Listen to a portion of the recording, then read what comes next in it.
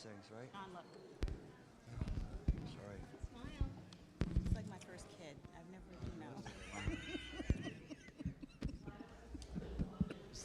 Move this a little closer. Is it? Yeah, are we sharing that? We're sharing that? Yeah, Good, that's yeah. fine. Welcome to the 2019 Candidates Forum. It's a lighthouse, but I heard traffic is bad, and there's a lot of people watching on television. Before I get us started, I just want to give a little housekeeping. We have Lauren in the audience, as well as Sarah Mitchell over there, Lauren Wolstein, Sarah Mitchell. They have index cards and little pencils from the league. Thank you, and we're going to do all the introductions and our thanks in a minute. They are taking your pressing questions that you want. We will try to get through them. We want to get started, though, and get you out on time or under 2.5 hours. Give ourselves a little extra push, just in case. I was gonna go a step further, take my jacket off, but I'm Genevieve Morrill. I'm the president and CEO of the West Hollywood Chamber of Commerce.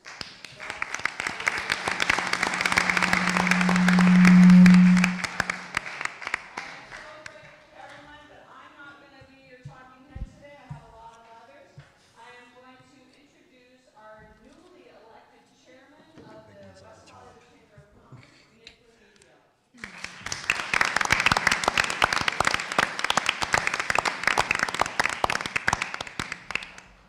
Good evening. It's great to have everyone here tonight, and we're so excited to hear from our candidates.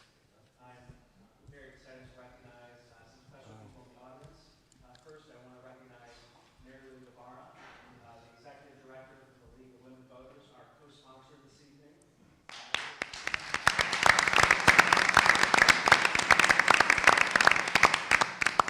also need to recognize the City of West Hollywood and their team, obviously, for welcoming us to this fantastic space here this evening, but as well as their technical team for the WehoTV. It's an award-winning group, and it's out. Thank you.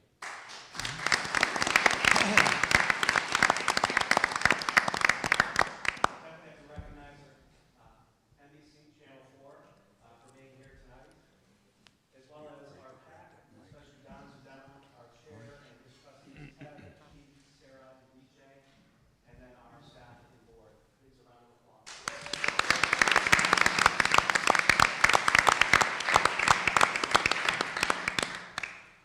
Last but not least, I'd like to thank all of the candidates who are here tonight. It literally would not be possible without them. They had to juggle their schedules, move things around to be here tonight, to speak to all of you. And I also just want to say, all opinions aside, that I want to recognize the time and commitment that it requires to be of service to our community, that each of these individuals has taken the courage and the leap to step forward to serve and make our community, West Hollywood, an even better place to live and work.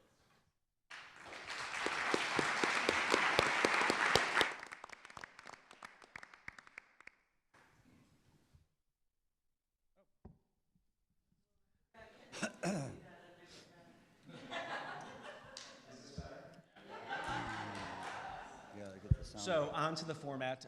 Jen mentioned that we have volunteers here to take your comments.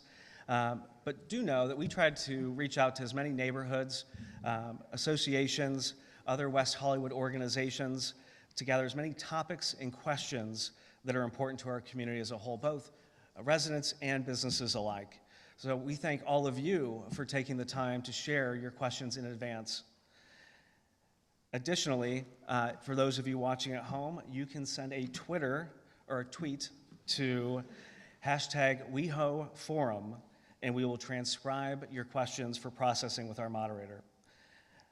Speaking of that, before I introduce our great moderator, I want to remind all of you that it is just simply not enough to be here tonight. We encourage you all to get out, let your voices be heard, vote on March 5th, and continue being a great part of our community. Now, it is with genuine respect, admiration, that I introduce our moderator this evening from NBC Channel 4, Robert Kovacik. Thank you.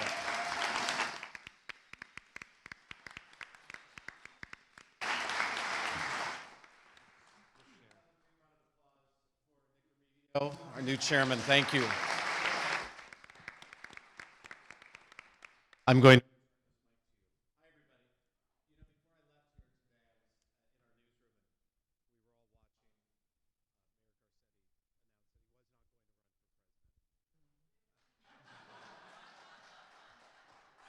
I left here today, I was in our newsroom, and we were all watching Mayor Garcetti announce that he was not going to run for president. My producer said, "What are you doing here? You got to get to West Hollywood. That's where the action is." And we don't take this lightly. I mean, I think what we understand is from watching the city grow for decades now.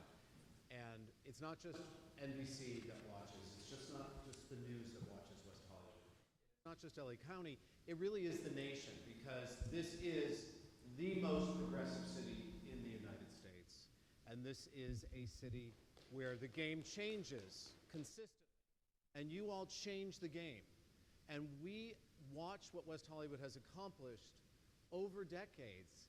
And as a journalist, our hat is off to you, because you take bold steps and you make risky choices, and you do it because a community cares. And that is why you are all here today. That is why we thank the people who are watching in WehoTV. I'm not sure where the cameras are, but I want to wave to them. So there you are, WehoTV. We thank you. And again, and we thank the people who have joined us, because this is the next generation, the next round of game changers in West Hollywood. Because, ladies and gentlemen, the nation is always watching West Hollywood, and we watch you often in awe. And I have a feeling that whoever is elected to the West Hollywood City Council will be doing the same over the course. Please, round of applause.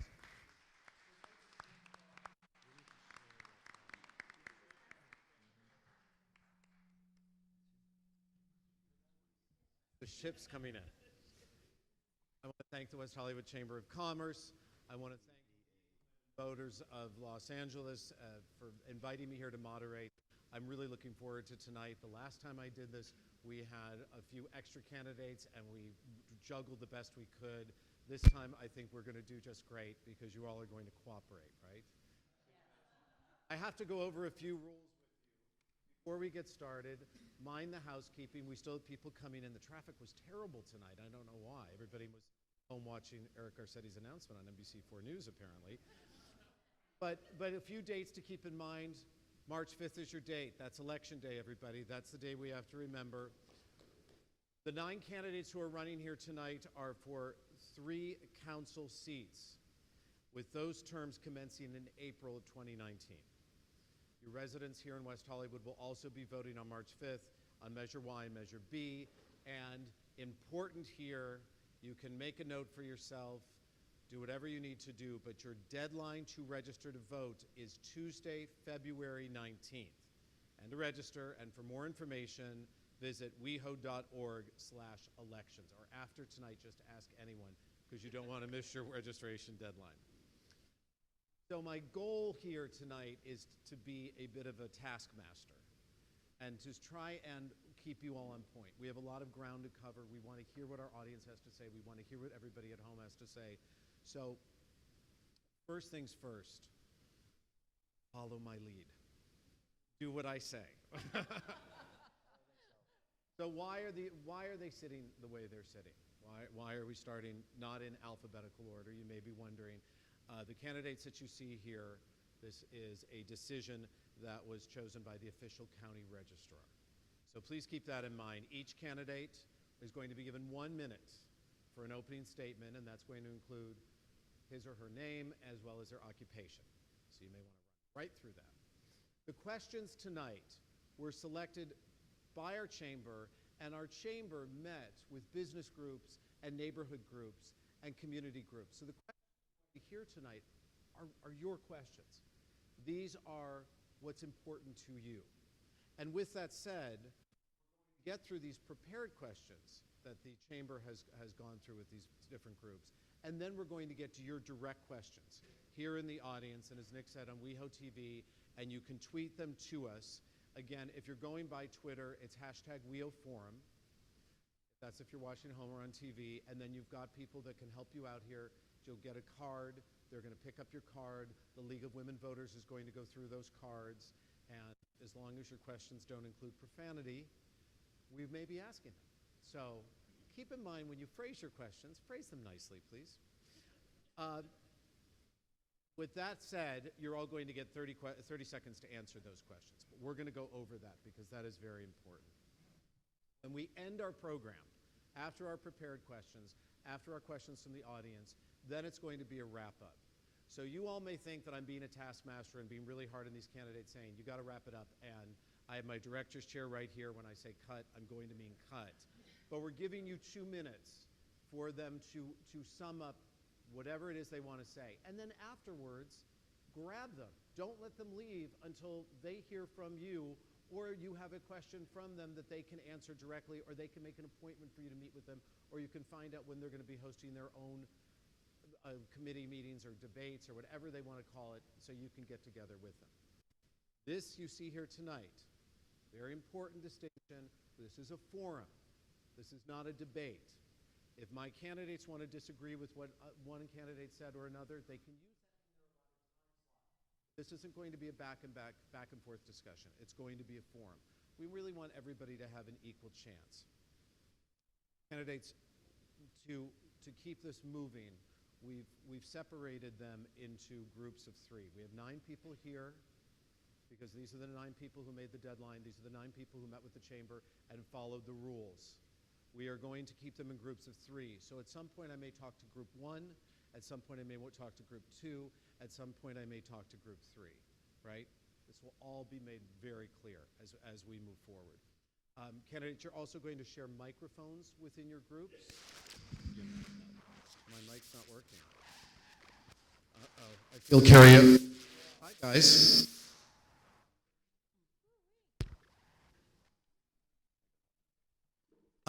We've been asked to mention that there are 11, I don't like the way I sound on this, but that's okay. I'll sound better when I start saying it. We want to mention that there are 11 candidates total. All were invited. These are the people that complied with the rules and met with the chamber. Okay, so now I've got my handheld mic over here. Now to the most important part, and we begin the most important part by giving a round of applause to the 2 lovely ladies sitting here from the League of Women Voters of Los Angeles.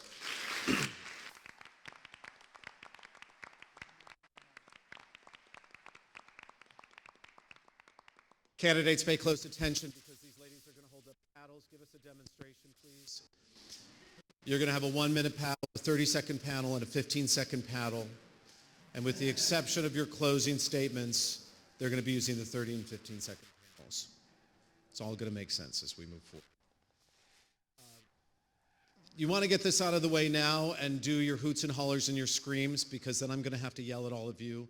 Let's just give a big round of applause for our candidates, for the person you like the best, for your moderator, for the city. Let's get it out of the way.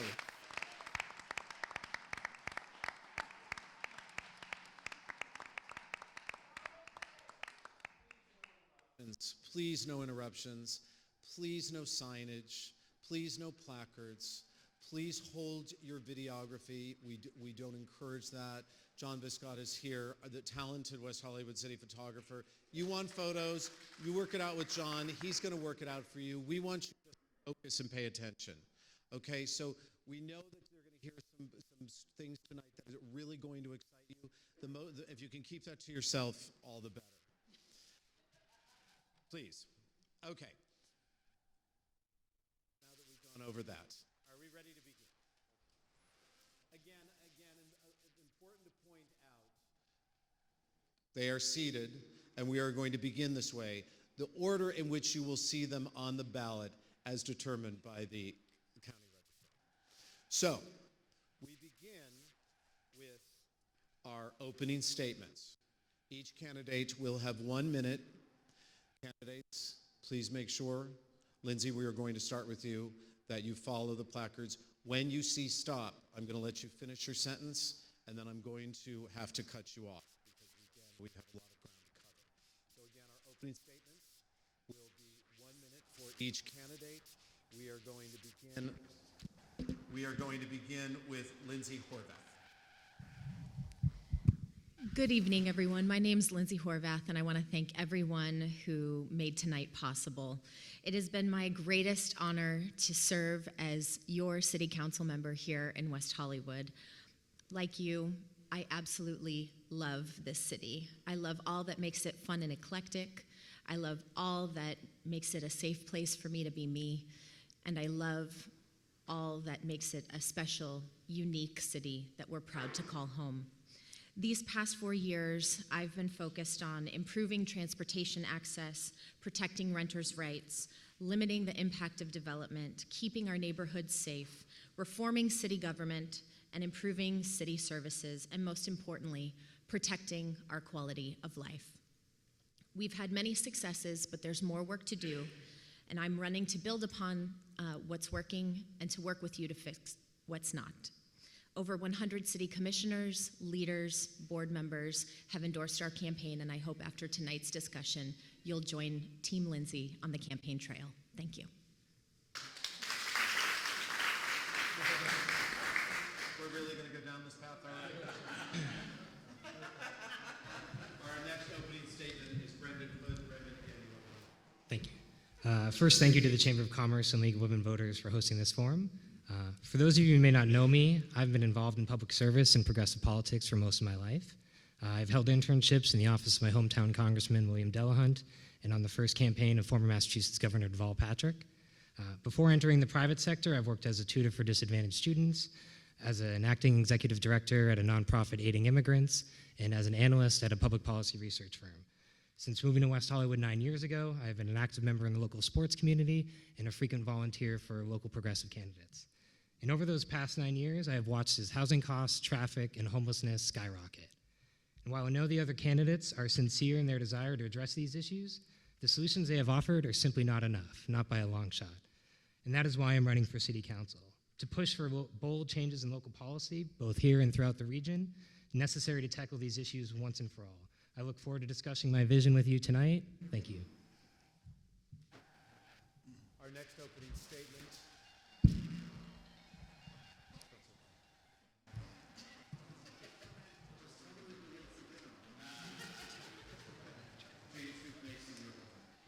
Thank you.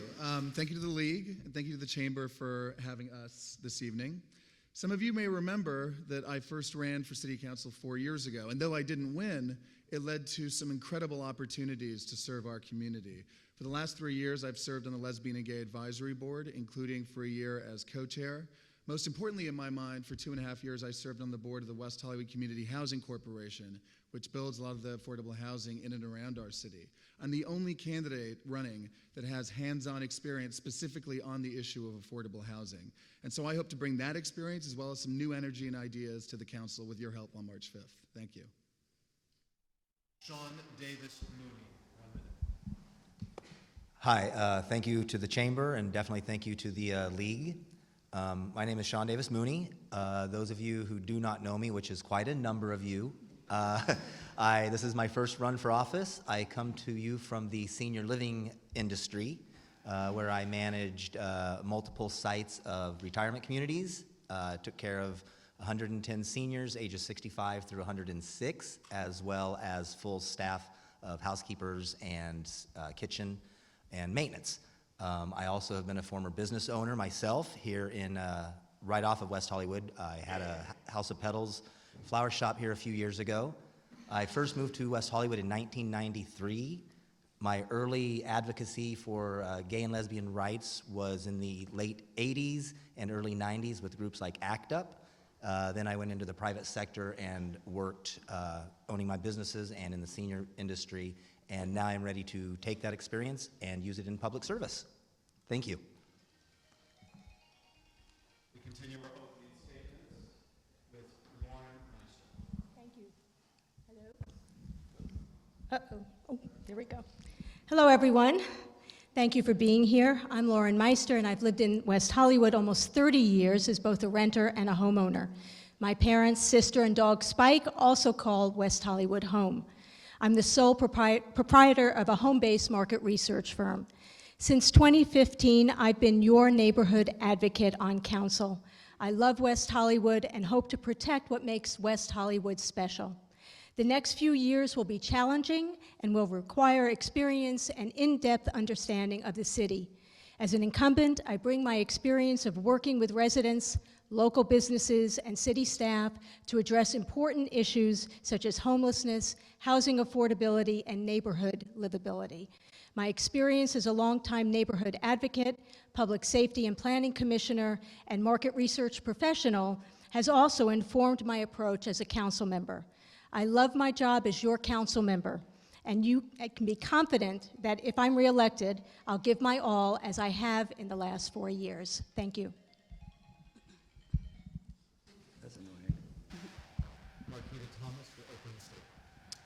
Thank you, everyone, for being here today. I'm Marquita Thomas, a member of the city's Lesbian and Gay Advisory Board. I'm executive director of the Los Angeles Gay and Lesbian Chamber of Commerce, and a renter has lived in West Hollywood for 23 years. We're all here for the same reason today. We care about the city of West Hollywood. We agree that it's an amazing place to live, and we care about its future. I've met some people around town who have asked me, Marquita, things are pretty good in West Hollywood. Why are you running for city council? Well, personally, I do not believe that pretty good is good enough. Not only can we do better, we must do better. Our city leaders have done fairly well at managing the balance sheet. We have a $10 million annual budget surplus and $120 million in reserves, and that's great. But when I walk down the street and I see people sleeping on our sidewalks, when community members struggle with substance abuse to the point of suicide or overdoses, when I hear about people struggling to pay the rent, even our LGBT leaders who couldn't age in place and had to move across the country, I wonder, is this who we are as a city? We're at a moral crossroads. We must do better. And if you agree, I'm Marquita Thomas, and I'm asking for your vote.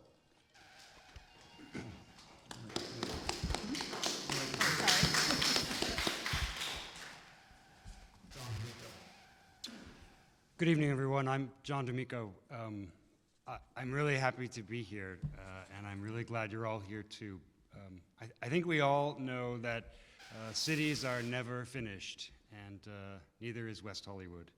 I'm asking for your support on March 5th, because from the east side to the city poet, from the Sunset Strip to our parking enforcement, from the center city region, and from what did I write here? From the center city region to the amazing human services that we provide, from the design district to the planning department. It's really our values that are on display, and it's who we are. And I believe in our values, and I believe in us. And I think more living on our terms is what we are all interested in, and it's why I'm interested in your support. Thank you very much.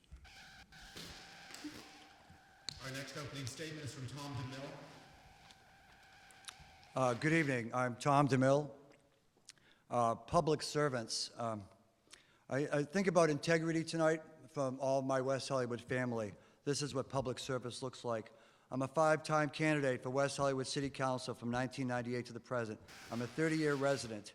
I was on the Disability Advisory Board for a year. I successfully fought the city over the American flag and the displaying of the American flag after 9/11 and won. I was the guy underneath the helicopters.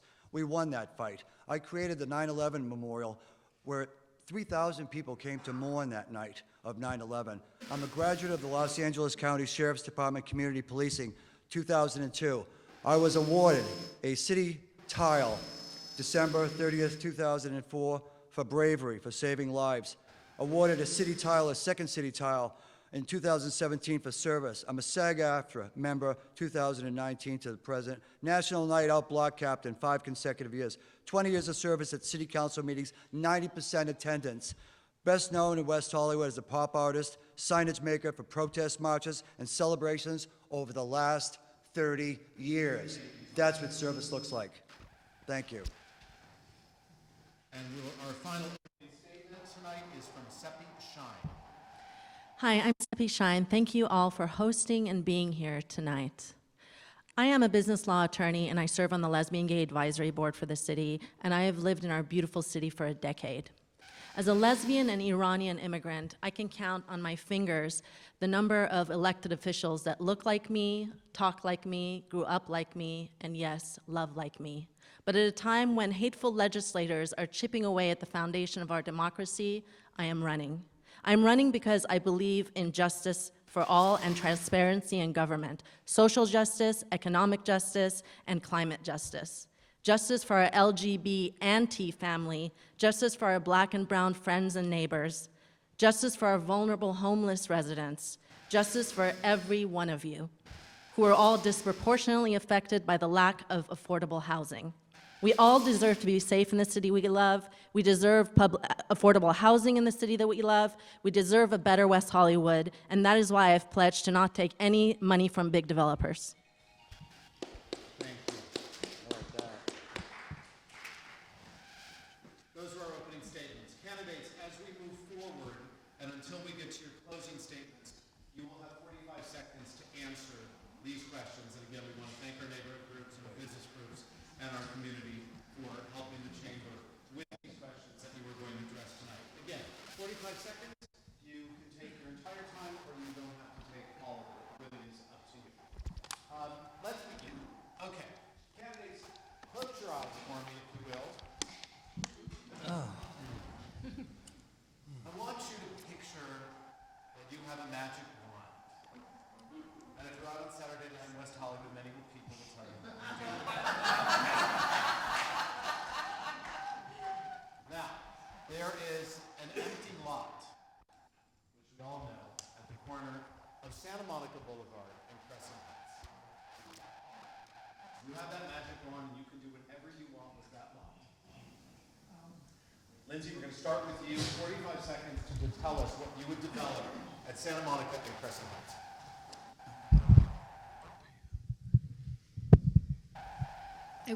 I would start with a community process because it's important to hear from the voices of our community what people want at that site. I think what we desperately need are more affordable housing opportunities. We need places where our social services can afford to be in our city and provide those services to people who live here. And we need opportunities, space for people to gather and take action in the ways that we know have always been essential to who we are as a community. So I would either build affordable housing there for low-income residents, or a facility for assisted living, aging in place for a lot of our seniors who are low-income and in rent-stabilized units. The fact is our housing stock is getting pretty old, and while rent stabilization is great in keeping their costs down, for many seniors, a lot of these buildings are just not safe. And we need to get them into facilities that are modern, that are ground floor, and that are safer for their health. Housing for the homeless. We've seen around the country in cities like Denver, Minneapolis, Salt Lake City, that the way to end chronic homelessness is to build more permanent housing. Until you give a homeless person a roof over their head, a secure roof over their head, and the ability to have a permanent place to live, they can't begin to deal with employment and mental health and whatever other issues they may be dealing with. It's worked in those other cities, and I want West Hollywood to end chronic homelessness by the end of my first term. As we move forward again, we are talking about what these candidates will develop at the corner of Santa Monica and Crescent Heights on the lot. Well, I can't disagree with the former three statements. We definitely need some affordable housing and some senior housing. I, being from the senior living industry, am going to throw my hat in for that location being a nonprofit continuing care facility where you can start out independent and all the way through. They have buy-ins and things like that, and all the way through to the end. And then look at some other places within the city to find some affordable housing units, because I definitely think that we need to be having our homeless off the streets by the end of any of our first terms or prior terms. And that's kind of where I stand on that. We all agree that we need the housing, and we need to do it fast.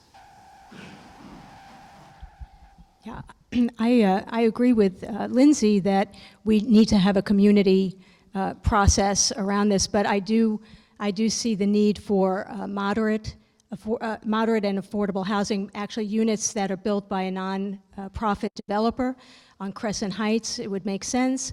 I also would like to see neighborhood-serving businesses on Santa Monica Boulevard, as well as some office space for nonprofit organizations, and a little green space for our four-legged friends.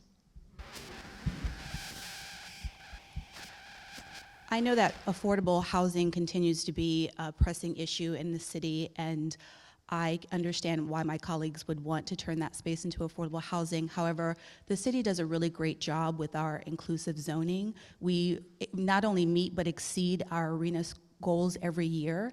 And so for that particular space, because parking is such an issue in West Hollywood, I would like to see that space turned into parking because there isn't a parking lot in the central part of West Hollywood, and I feel like that could be a practical solution to parking in West Hollywood in the central area. Yeah, thanks, Robert. I mean, I think we're all saying the sort of answering the big question of city making with the small incremental kinds of things that are what make up our city. We do of course need more housing, both moderate income housing and affordable housing. Parking might be underneath that, or it might be in some kind of a lift situation like we have at the City Hall parking lot. But ultimately, I think the city-driven process is how my magic wand would wave itself the most, which is to get as many people as possible to weigh in so that we're really creating another node that really reflects what that part of our community is interested in. And Tom, hang on just before you start here. Sure. Oh, I understand. I want to do a mic check anyways. WehoTV hearing us. The question for all of you watching at home, what would these candidates put on the empty lot at Santa Monica and Crescent Heights? I haven't heard it yet, Robert. Have you? Because, you know, here's my bank statement here. I live on Social Security. I live on $10,000 a year, and these incumbents have taken in one day $10,000, the same amount that I live on. I live in affordable housing. Actors Fund of America, sure, it was a tough place to live. I've lost 40 residents who died since I dedicated that building. But these 40 residents had a beautiful, safe place to die in. And thank you for that. And we need 100 micro units on Crescent Heights for our young people so they can cross the street with us as we get old. And we'll always have young in our city. Micro units are the future. No parking, no overnight guests. You're here for business. You're here to work. You're here to be a star. We're going to let you do it. And maybe you might work in our houses or drive us to the store. We're one family. What do we want in our family? Do we want that in our family? If you want that, then you vote for Tom DeMille. All right, Tom, thank you. I'm sorry. I'm so sorry. You don't have to be sorry. No, I should have passed you the mic. Oh, so I'm so glad this question came up because my wife and I live right up the street from that lot that's been sitting there for a few years. It is a perfect place for transit-oriented development because it's right by public transit and it'll get people off the streets and have people live there. I would push for affordable apartments being built, so apartments being built first, and secondly, assisted living spaces and homes for seniors. So one of those two options, because there's a lot of seniors that live in my neighborhood and more that are aging and becoming seniors, and we need to take care of our seniors in this city as much as we can and do as much housing as possible. Candidates, thank you. As we move on now to continue talking about residential and commercial development, what we're going to do, that was a question for all the candidates to answer. You see 9 candidates here. We're just going to put them in groups of 3. This first question that I'm going to ask, we'll take it for this first group of 3 right here to keep things simple. Again, this is our residential and commercial development portion of the forum. And the question to Lindsay, Brendan, James is the following. How would you balance the interests of the residential community with the interests of the business community when it comes to new development? 45 seconds, Lindsay, go. I don't know how you answer that in 45 seconds, to be honest. How do you answer that one? But I think that we know that commercial development and commercial business in our city is what affords us the ability to provide the services that the city is known for.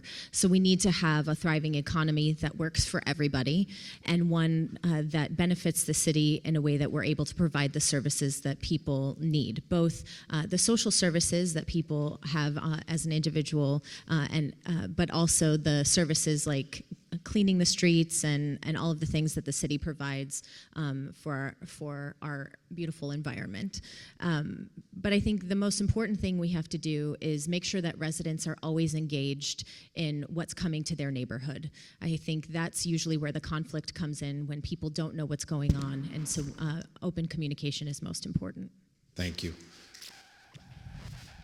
So I first would try and restore some balance between the commercial and the residential side. So the city has embraced commercial development pretty fully, and most of the developments they have supported, I would support as well. Where the city is lacking is having that same enthusiasm for additional housing development.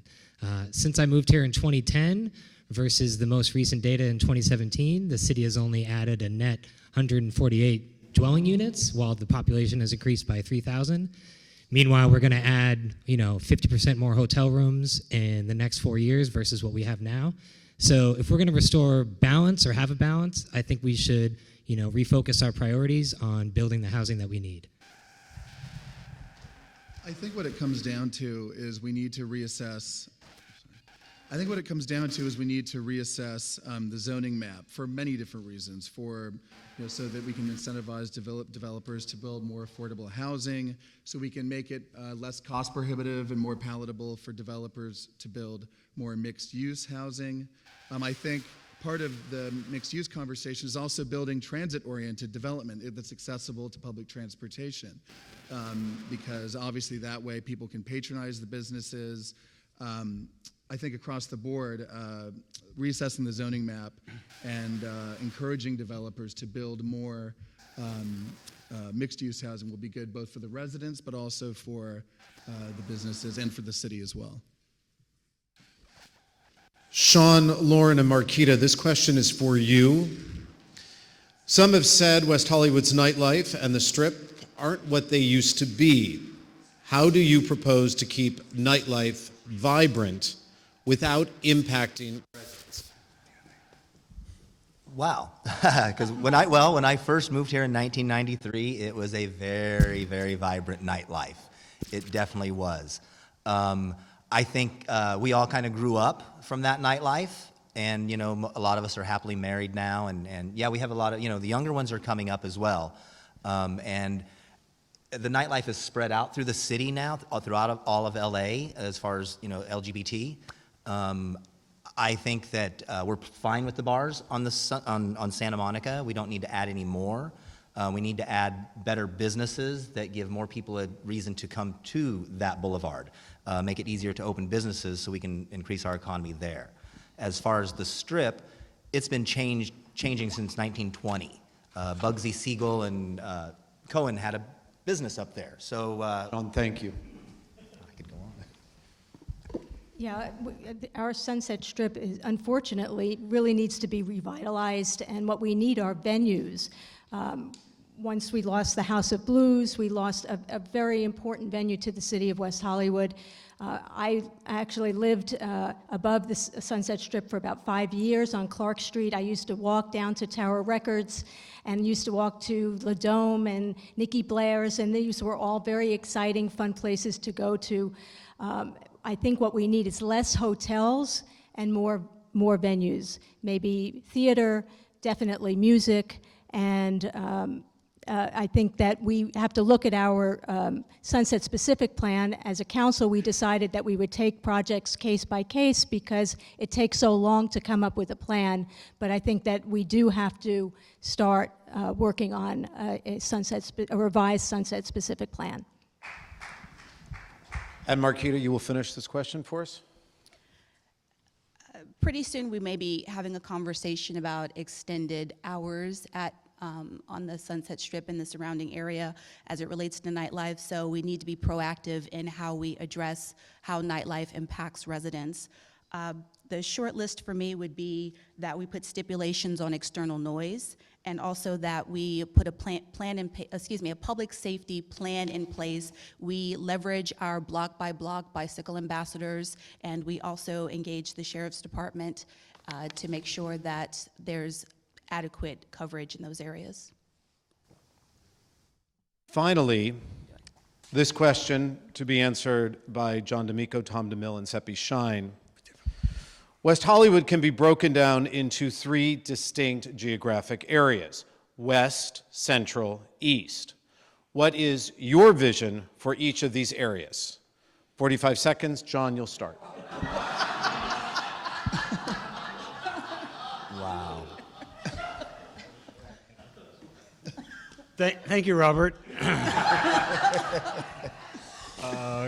Clearly, our east side struggles more with complicated issues around homelessness and petty crime. Our east side, our central city has parking questions that are constantly coming up, as well as how to maintain our housing stock there to continue to serve the long-term and the newer-term residents.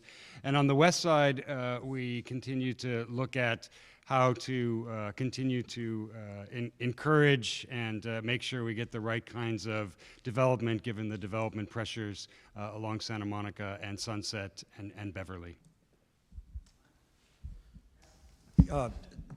Robert, to me that was like a fake question because I've seen 50 candidates over the years. You know, the residents always lose. This family always loses. Every single election, you try to elect public servants. And what do? They go off and they raise hundreds of thousands of dollars, and they make the decisions before they... It's crazy that they throw stuff on the consent calendar without listening to you. The number one thing in my campaign is listening to the residents. I want to beautify your areas. I want to light it up with solar lighting on the sidewalks. I want to stop the 50-car break-ins every month. Every month. That's your investment. I want to protect you. I'm the one on this counter here tonight that's ready to serve you with integrity. Thank you very much. My name is Tom DeMille. Here you go. Thank you.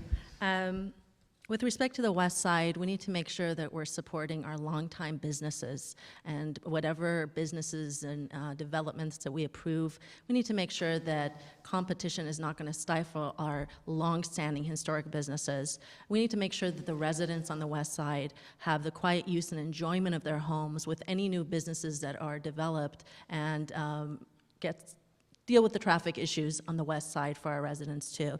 With respect to Central, again, small businesses keep going out of business in Central West Hollywood, and we need to have a pilot program to support small businesses. I would like to see that, a pilot navigator program. With respect to the east side, we need to make sure Plummer Park is, as it is, a historic site and maintained, and our Russian residents and seniors have the affordable housing and senior housing they need. Thank you, SEPI. We now move on to transportation and public safety. Keep in mind that if you have any questions, please let a volunteer know. We'll fill out a card. We'll get them to you. If you're watching on WehoTV, thank you for watching. #WehoForum on Twitter. We are going to go through as many of the audience questions as well, but we continue with our group questions right now that the Chamber has come up with after meeting with various business and neighborhood groups.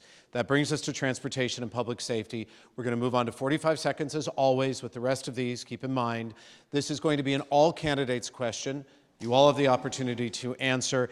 We started with down this way, so I'm going to start where everybody's going to get a chance, but let's start with a group 2. So Sean, you're going to lead us off, and we'll go right down the line with this all candidates question to begin things. In order to accelerate construction of the Crenshaw line in time for the 2028 Olympics, West Hollywood would have to contribute significant funding to it. Do you support that? And where do you see that funding coming from exactly? Sean, you'll begin. I do support that. I think I've seen throughout the rest of the city, any of the lines coming through has actually brought the communities up and made them more vibrant. People can come into our community easier, less traffic. Getting the money, we're sitting really pretty. We've got the best real estate in town. Let the developers help pay for it. You know, we can name our price on development, and if we get some good businesses in here, that will give more drive for the train. And, you know, that's something that we've got to have. It'll definitely make our neighborhoods better. Well, I'm probably the only council member who grew up in a city that's known for its transportation, that's New York. And I will say that I support public transportation. I know the benefits of public transportation. That's why I voted to support Measure M. However, I do feel that we need to know what we're getting into, because once that shovel hits, that's going to be with us for a very, very long time. So for me to support that, I would need to know what the alignment is and whether the rail is going to be above ground or underground. Because without knowing that, we don't know what the impacts will be on our city. I think that we cannot just rubber stamp what Metro throws our way. We need to look at this more carefully. Thank you. I do support it. I think that the monies would just come from our general fund. In order to be proactive, once we know exactly where the line's going to go, we need to prepare transit-oriented development. We've been offered a variety of options. I support the La Cienega alternative that's been presented to us. I do believe that it should be underground, but I think that we need to work with Metro to change the way they think about the line. It's not just a way to get people from LAX to Hollywood, but a way to get the region to and from West Hollywood and its regional destinations like Boys Town and the Sunset Strip. And funding, it's, $200 to $800 million would have to come from some kind of bond measures that we would have to commit to for the long run, which is committing several future generations of West Hollywood residents and business and property owners to a considerable amount of debt. But I think if Metro shows up in the way we'd like, it's worth committing to that debt. I'd call Kamala Harris. That's what I would do. I would make sure that she's the next president of the United States in 2020, or a number of candidates, and I would get behind them, and I would make them promise me that if we help you get elected, you will pay for this line so we can have a beautiful Olympics for the world to see. It's true. I want to say, hello to Donna Sauer tonight. She was Sal Garriello's deputy for 20 years. I'm Italian. I'm very passionate. I'm not an angry guy. I'm a family member who cares about you. I do. I really do. Where we get the money, we're going to get it from a Democratic president. That's where we're going to get it from. And if we all work hard towards that, we can get this done. And that's how I feel about it. It's all about the family that you keep or the friends that you keep and who's going to do the favors for you. Thank you, Tom. Okay. Thank you. I want to reframe this a little bit. We are in a climate disaster. We have 12 years until we're cooked. And anything that we can do to help get people out of their cars and into Metro and make transportation easier and get traffic to be less is wonderful for future generations, because we're literally saving them. So I agree with John that the price is worth it. And I also agree with MARQUITA in that we need transit-oriented development near these transit stops and the major stops for the Metro so that people get out of their cars and use the Metro. I absolutely support bringing the Crenshaw Northern Extension to West Hollywood. Currently, there are 5 alignments considered that will be narrowed down to hopefully 3 by this summer, so we can proceed with the EIR phase and actually have those conversations that neighborhoods want to have about where and how this would come into our community. Where the money would come from, this is something I've been working on my entire last term. Staff has told me I've taken over 100 meetings on this. So whether we form an EIFD with our regional partners, all the communities that would be served along this alignment, whether we access pots of money at the state or federal level, we're studying that right now. Whether we access money that was provided for in Measure R that was never used for other projects. There's a lot of money out there that we can access. We just need to do the work. Yes, I absolutely support bringing the Crenshaw Line Northern Extension to West Hollywood, preferably the La Cienega alignment. While I would be concerned, like with Councilmember Meister, about the potential cost to the general fund, the fact is the city does have many tools at its disposal, including enhanced infrastructure financing districts, that would allow it to capture the bulk of the incremental tax revenue that we would receive from all of the development around stations. So, like SEPI said, this is a must-have. You know, we are in a climate disaster. We have to have Metro. We cannot continue down this path. I support all forms of public transportation. I think it's really the only way, truthful way, that we're going to alleviate the traffic congestion. Obviously, there are many environmental benefits as well.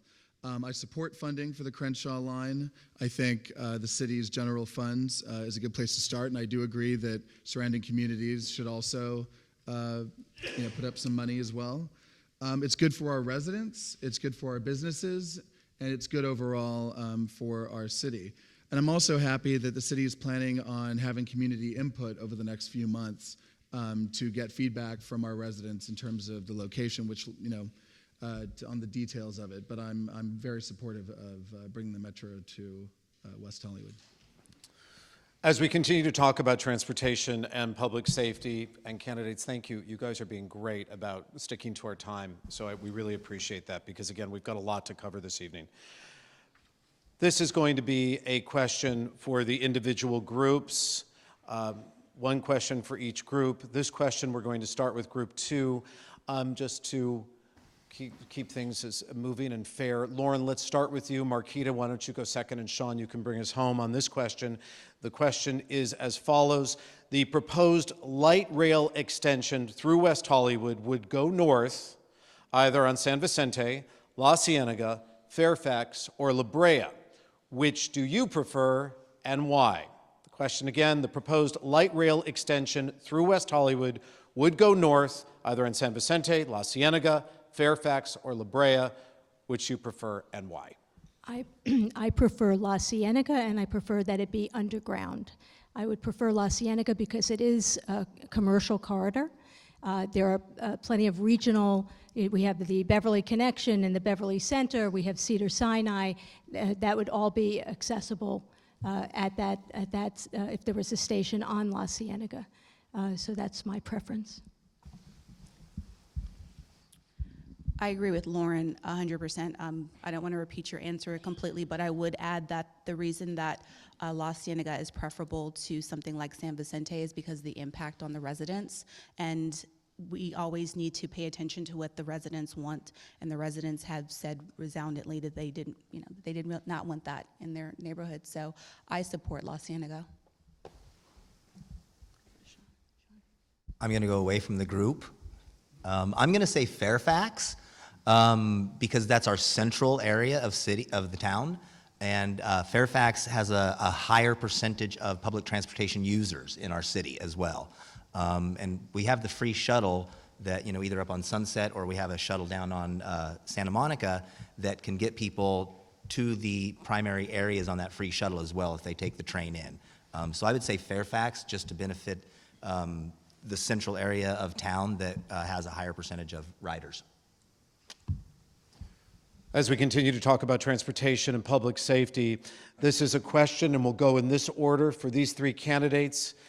Tom DeMille, you'll start. SEPI, you'll go second. John D'Amico, you will conclude. Question is, what different approach would you like to see West Hollywood government take in the next 4 years to help address homelessness? Tom. Wow. I'm a public servant. I'm on that street. You all saw me for the last 20 years selling paintings. I've been out there making sure people don't piggyback on the ATMs and take money from people, homeless. I've watched it all. I'd help people 3 times. I'd document it, and then there'd be vagrancy, there'd be loitering, there'd be blocking sidewalks, public urination, stolen shopping carts. Everything that's on the books now, we will enforce. There is no reason why one person that's homeless can take down a $10 million restaurant by having the right to stand in front of that restaurant and smell like piss for 365 days a year. It's wrong. Even the sheriff doesn't even want to put these homeless people in their cars because they smell. They're just people. Let's take care of these people and put them on the right path. And maybe that's in housing, whatever it takes. I know you say stop, but this is important. This is important because people are stepping over bodies as they walk. I'm sorry, Tom, but Let's stop. do better than that, folks. Sorry.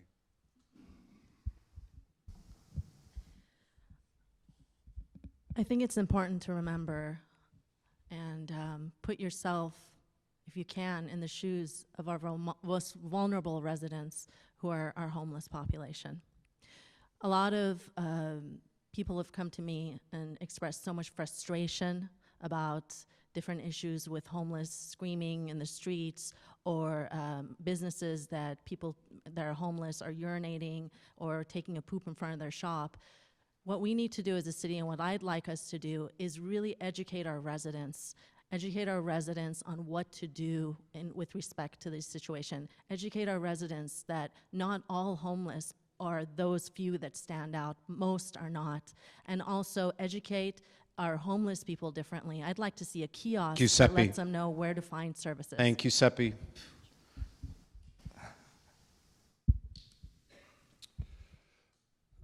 So our homeless population for many years hovered around 50 and then has begun to climb, and even more recently in the last week we understand it's now over 100 to about 120, but that's in a regional number of nearly 40,000. So though we carefully work with many homeless people every day, week after week, and have shown that we could get 25 or 30 off the streets every 6 months, there's no possible way for our city to address the regional problem. But we continue to work with each and every homeless person in our city to get them into rehab, shelter plus care, and the services that they can receive through our social services agencies. As we wrap up transportation and public safety, Brendan, James, and Lindsay, in that order, please answer the following question in 45 seconds or less. What different approach would you like to see West Hollywood government take in the next 4 years to help address the safety of its residents as well as its visitors? So I'd definitely like to see more sheriff's patrols on the east side of town. I know that response rates over there can be several minutes, and for a city that is as wealthy as we are, that has as many resources as we are, and that is as small as we are, I think that's kind of an embarrassment. Beyond that, I will see people get pulled over for minor traffic incidents, and you'll see 6 or 7 police cruisers, but you never see sheriff's deputies walking the streets, interacting with the residents, reassuring people that they're here and that it is a safe place to be. So I would like to see more police on the streets. I was a big part of the process of the Blue Hibiscus building on Detroit over on the east side. And so I'm pretty familiar with a lot of the issues that the east side in particular is dealing with. Of course, this is a citywide crime.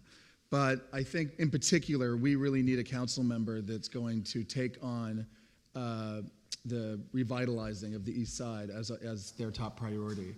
And I think the city has already started in some small ways. I believe Councilmember Heilman spearheaded a beautification proposal a couple of years ago. But I really think it comes down to very simple things: better lighting, more foot and bicycle patrols. I think the ambassadors do a great job, but a bigger police presence I think is really important. Having an east side police substation. James.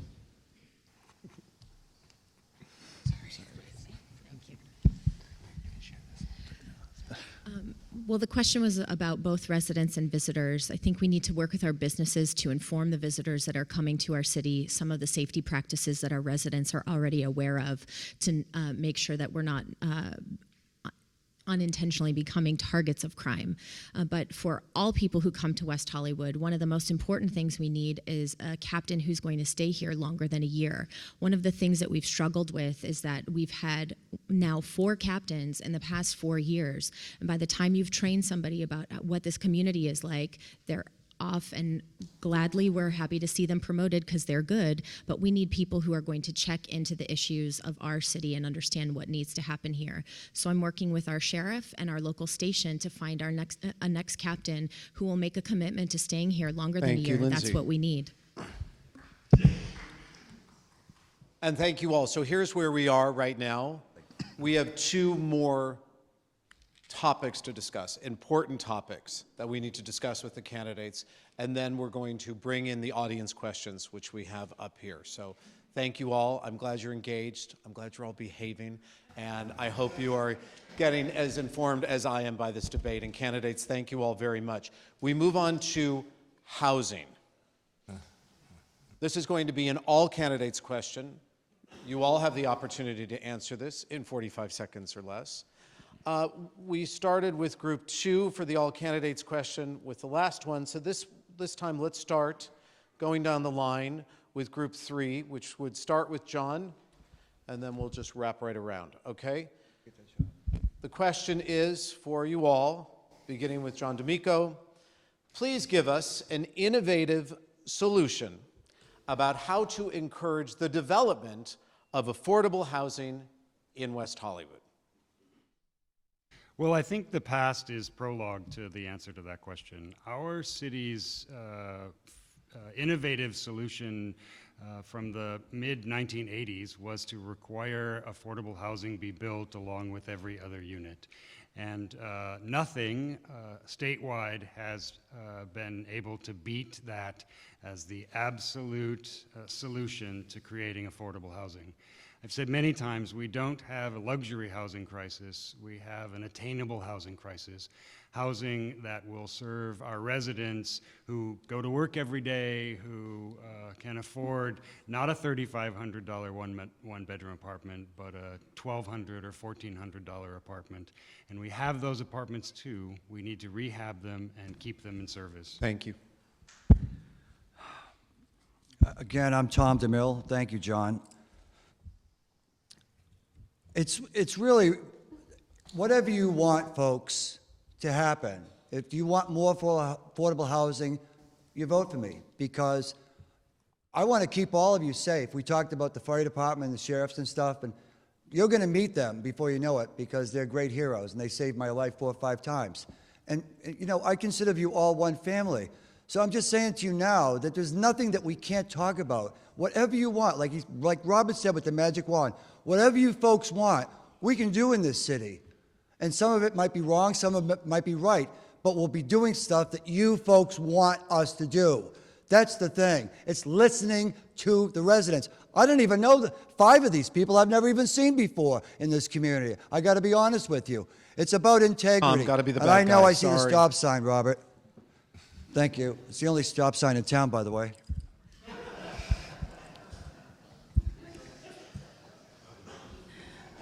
Reminder, candidates, you have 2 minutes to say anything you want in your closing statements. I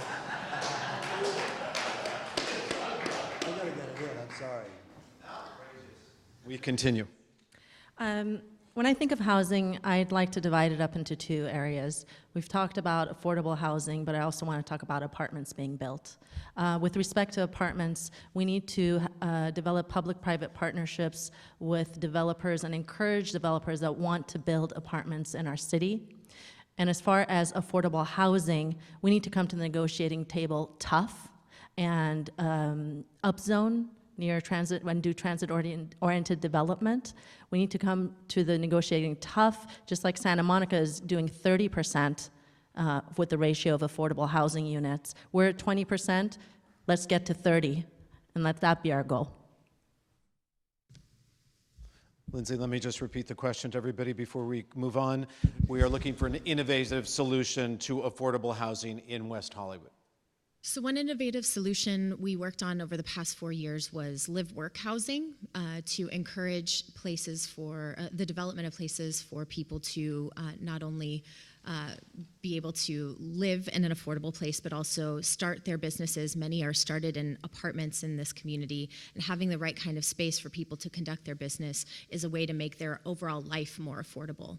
And that's something we're working on.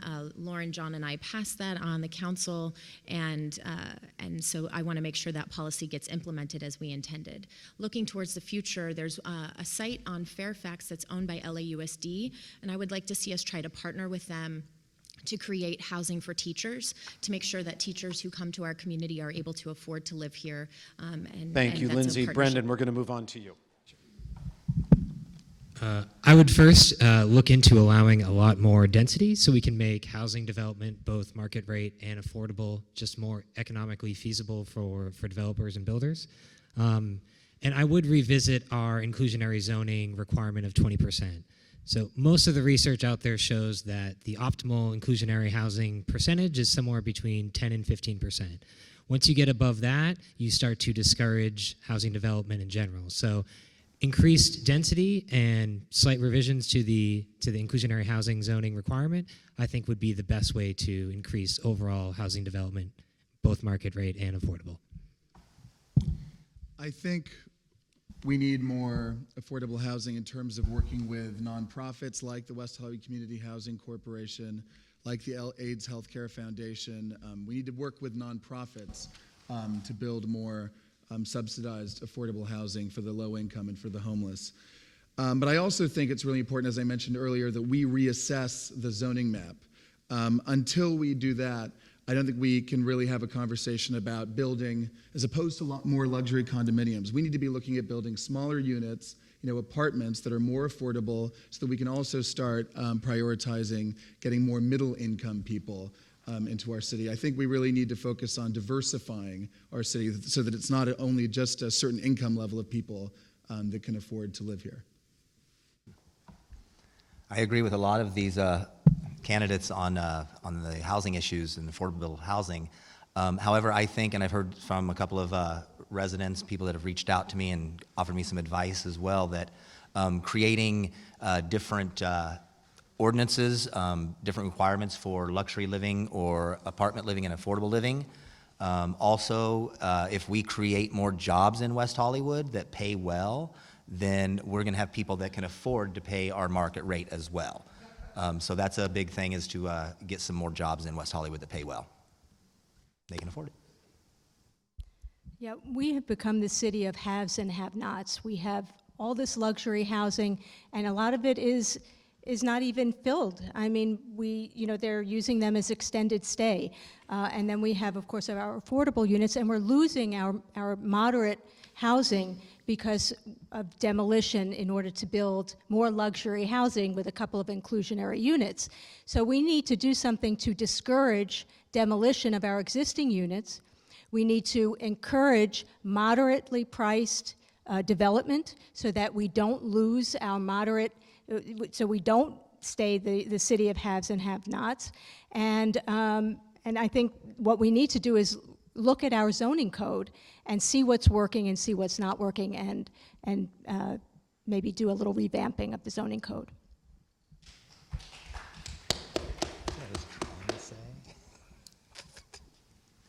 Is it my turn? Your turn, Marquita. You're going to bring us home. Thank you. The question of housing affordability goes to the heart of why West Hollywood was founded. We're facing a crisis now similar to that of 1984.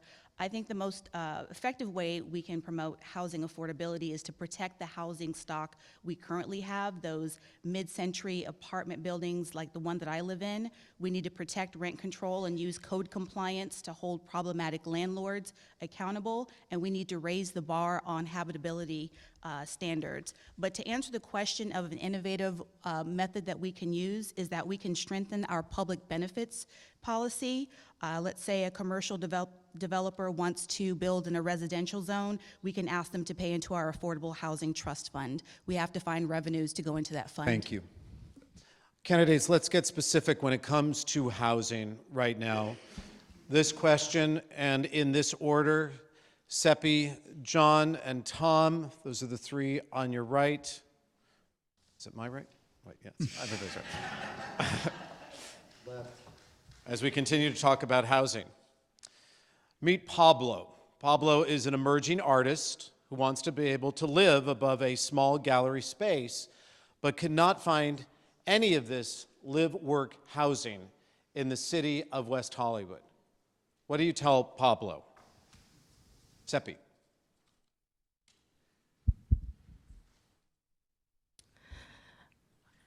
I would tell Pablo that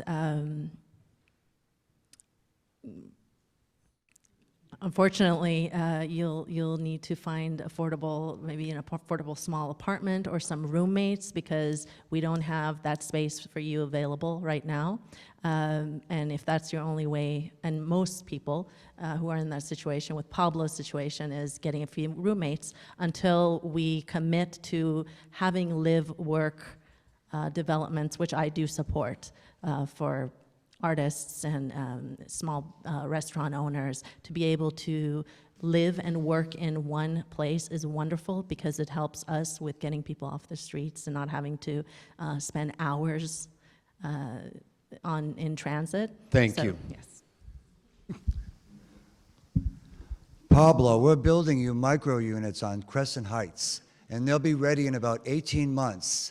And tell your friends and your brothers and sisters when they grow up, if they want to be so inspired to reach for the stars, they can have a chance at West Hollywood too, just like we have with our family. They all want to be with us, you know, because we all take care of each other.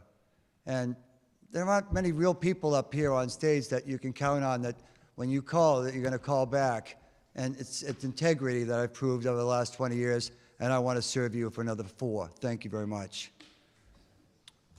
Sorry, John.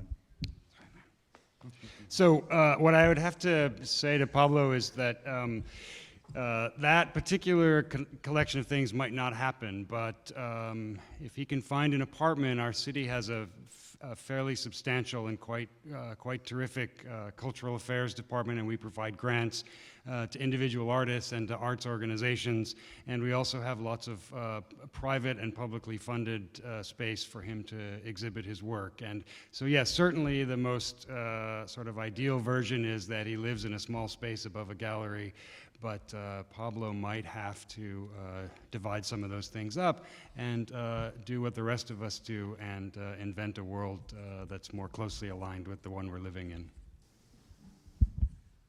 Would the following candidates in this order answer this question? James, Brendan, no, James, Lindsay, Brendan. James, Lindsay, Brendan, please answer this question about Brett. Brett is a bartender. Brett makes about $60,000 a year. He doesn't qualify for affordable housing, and he cannot find a studio apartment in the city of West Hollywood that he can afford. Mm-hmm. What would you tell Brett?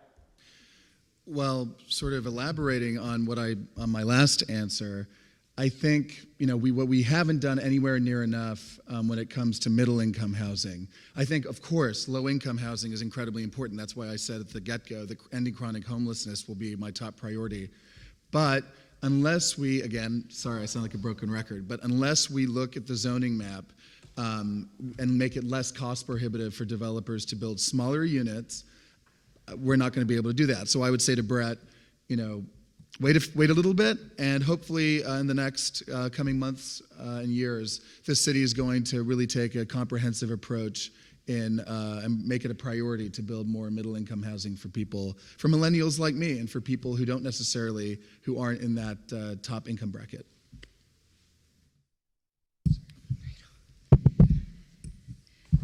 This is a concern that I have as a millennial living in rent-stabilized housing. That's what allows me to afford to live in the city. So I would talk with Brett, first of all, letting him know I want to advocate for him to have a living wage in the city. It's something I've supported, was increasing the minimum wage in the city to make sure that he can afford to live where he works. I want to make sure that he has affordable transportation options for the period of time where he doesn't live in the city. And I want to work with him to make sure that he knows there are affordable options for him to not only get into housing as a renter, but I recently was speaking with one of our local realtors about federal funding options, and so I'm going to work with condo buildings to make sure that they Lindsay, are qualified for those opportunities.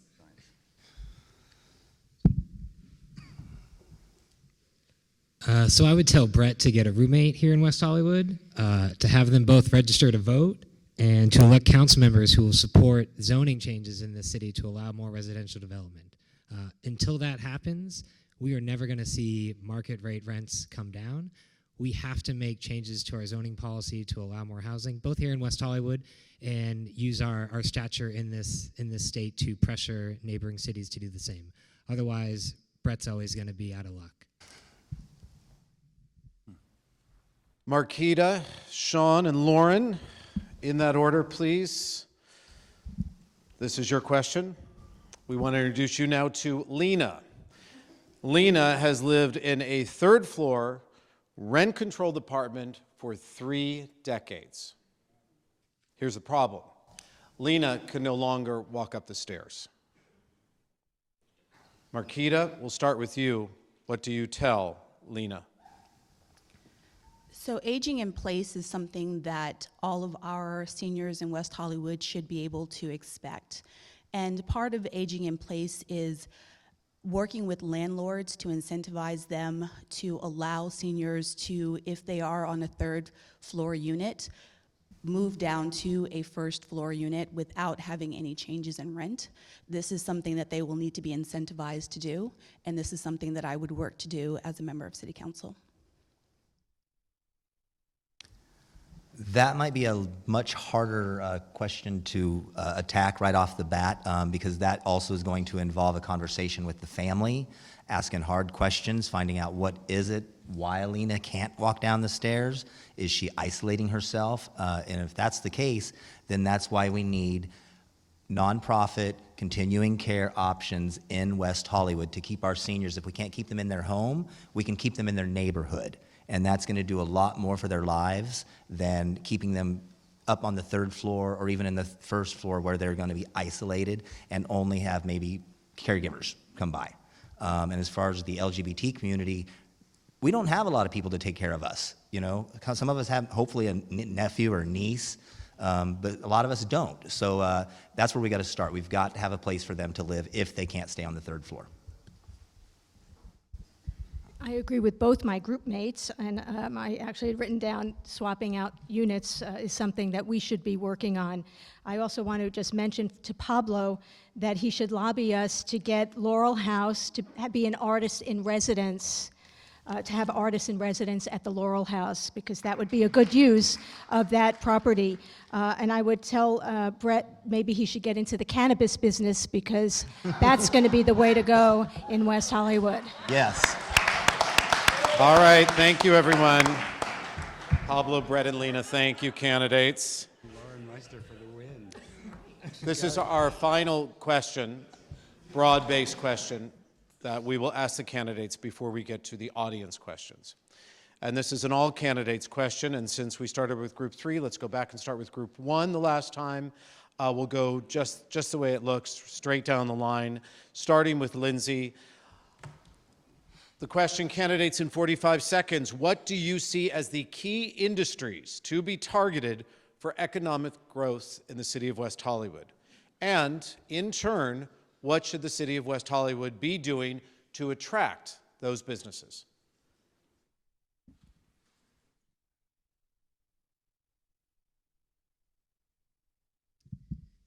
Lindsay. One industry that's coming to West Hollywood now is the cannabis industry, and I think we've worked together to develop policies for the cannabis industry that are standard setting not only in our community but for the entire state and likely the country as legalization continues. So I'm very proud of the work that we've done, and I'm excited to see what those businesses bring to the city. But I don't think new industries are the only way to have economic vitality. We need to invest and support our local small businesses to make sure they're able to stay here. One of the threats they face is rising commercial rents, and so we need to make sure that we patronize local businesses, that we shop local, that we encourage people to go to local businesses so Thank you, Lindsay. They stay in place.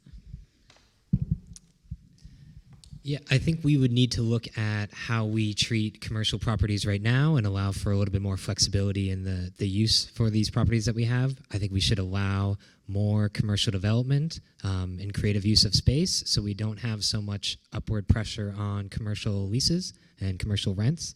And I think the city should revisit some of the impact fees that it forces upon new development and new businesses, and perhaps offset some of those with some of the additional revenues we're going to have, so it isn't so expensive to start a business in this city.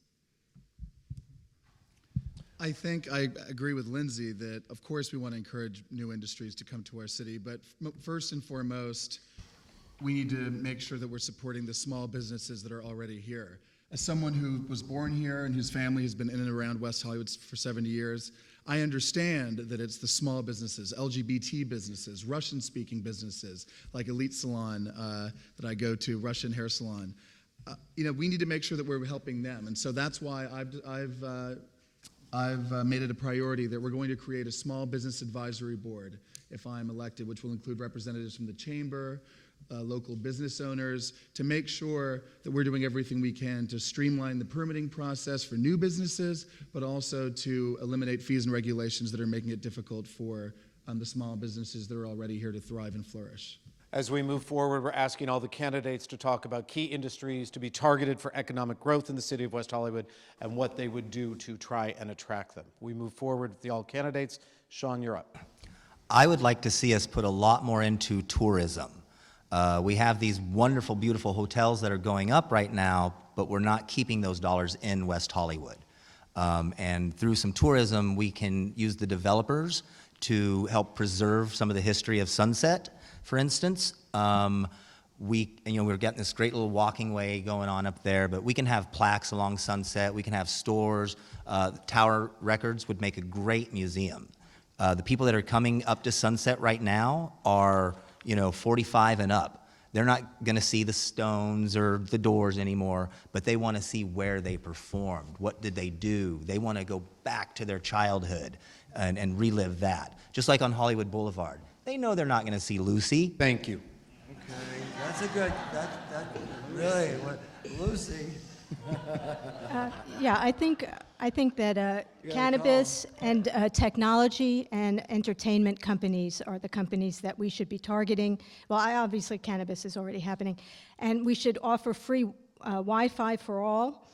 We already put forward a small business initiative over these last 3 years, and Mayor Pro Tem D'Amico and I had brought that forward, where we decrease parking requirements and streamlining and trying to make it easier for small businesses to open up in the city of West Hollywood. We should also be trying to attract businesses that will take office space, because that's where we will be able to draw workers who are moderately paid, and Thank you. Again, we won't be haves and have-nots. Travel and tourism are the engine of West Hollywood's economy, so definitely should target travel and tourism. As far as cannabis goes, we're already doing that. The Measure Y that we're going to be voting on allows for a tax that is 25% lower than the city of Los Angeles, and I think that makes West Hollywood competitive, and the monies that we will generate from that will greatly affect the city and help us expand our social services. But I agree with Lindsay that we actually need to do better in making sure that we are working on our own economic development for the businesses that are already here. We need to streamline processes, and we need to change the regulatory climate. The question again, key industries we want to target in West Hollywood, and what would you do to attract them? We will finish this all-candidate question. John D'Amico.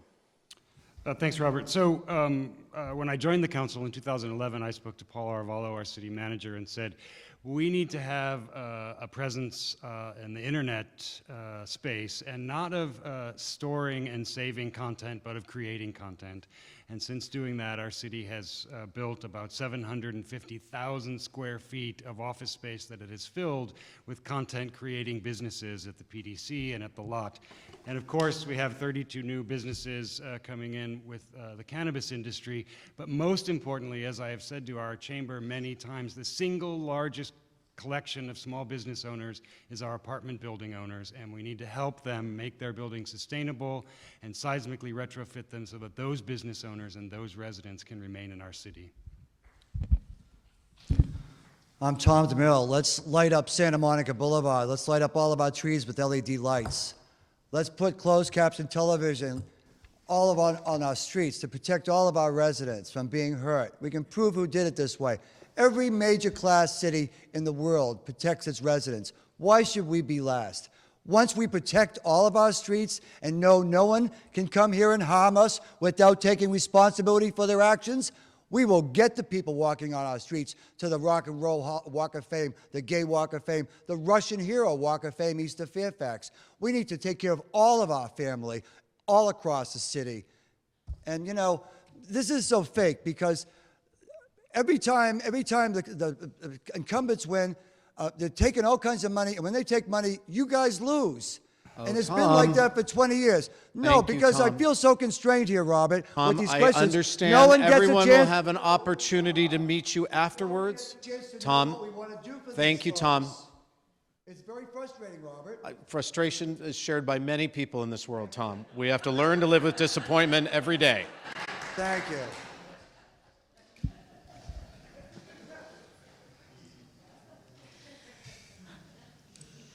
The beautiful thing about West Hollywood is we have about 38,000 residents that live here. I want to make sure that we do what we can to encourage our residents in developing businesses right here. Let's do that and help protect our existing small businesses.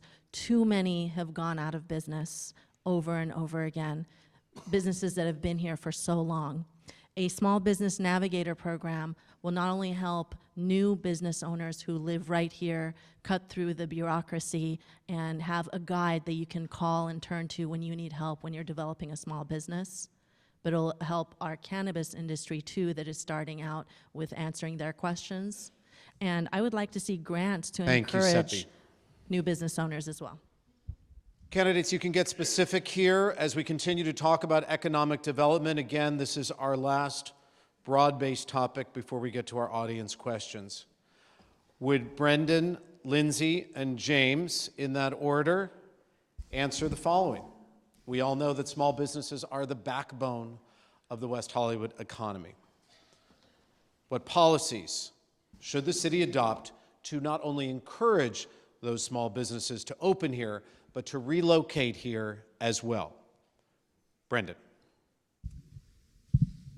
Yes, in addition to allowing for more commercial development to make it easier to start a business here so you don't have to pay such high lease rents, by supporting other policies like bringing the Crenshaw line to West Hollywood, by allowing more residential development, by making it just the city itself a more economically viable place for a business, I think that, along with managing the city's fees for starting new businesses and keeping track of not raising too many taxes on these new businesses, that is a way to bring more business to the city.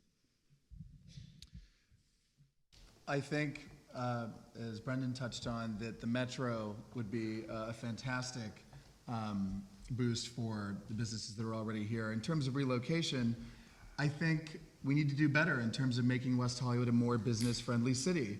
I think we've made it extraordinarily difficult because of, as I mentioned before, permits, fees, regulations. That's why I want to get input from the small business owners that are already here, and they can hopefully, through the Small Business Advisory Board, help us so that we can make sure that West Hollywood is a more palatable place for small business owners to come and thrive and flourish in our city.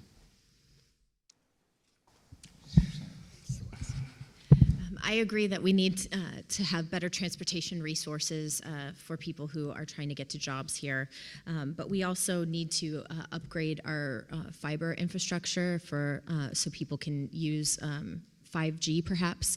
I know a lot of people who are working from home, that's one of the things that they look at when they move here is access to fiber so they can actually perhaps edit or do that kind of thing from their home instead of having to go to an office. Shared workspace, like what we created across the street with the WeWorkspace, allows people to start in a small space rather than having to take a huge storefront that they're not yet ready for and be able to affordably grow their business. So creating spaces like that, I think, is essential to incubating the kinds of businesses we want to see thrive here, and also limiting the ability for property owners to get a piece of the action. Okay. Would Lauren and Sean and Marquita, in that order, please? Lauren, Sean, and Marquita, answer this question. What is the City of West Hollywood's role, if any, in today's gig economy? That's where many people are driving for ride-sharing companies, renting out their rooms and short-term rentals, doing tasks on TaskRabbit, and charging and distributing scooters throughout West Hollywood. So again, what is the city's role, if any, in this gig economy?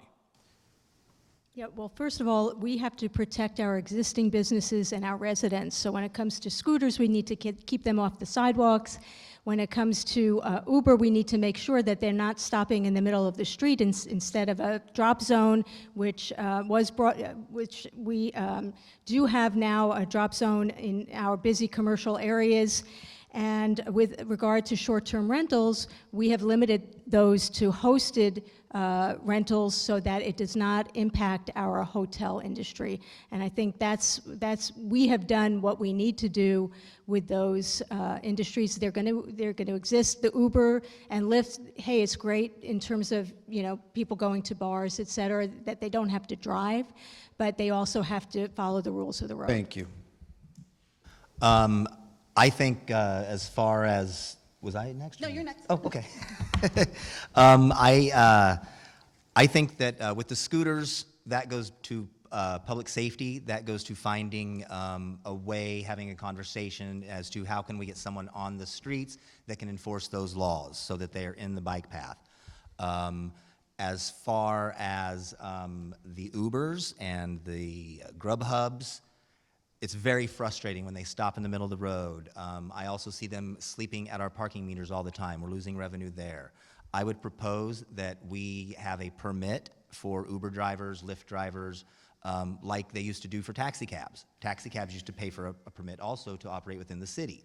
That's going to give them more incentive to obey the law, do the proper drop spots. Thank you. I liked your idea. So as it relates to something like Airbnb, I agree with Lauren that we need to make sure that it doesn't impact our hotel industry, but we also need to make sure that it's not impacting our rent-stabilized housing. When it comes to something like scooters, we need to find a way to align with the regulated franchise like what they're doing in Santa Monica right now. With Lyft, we really need to work with them to come up with drop zones so that it's not impacting traffic. And when you've got something like TaskRabbit, I mean, it's a free market, I think that we need to kind of just let that be. Our final question when it comes to economic development before we get into the audience participation part of our forum and we wrap things up and get you home in time for the NBC4 News at 11.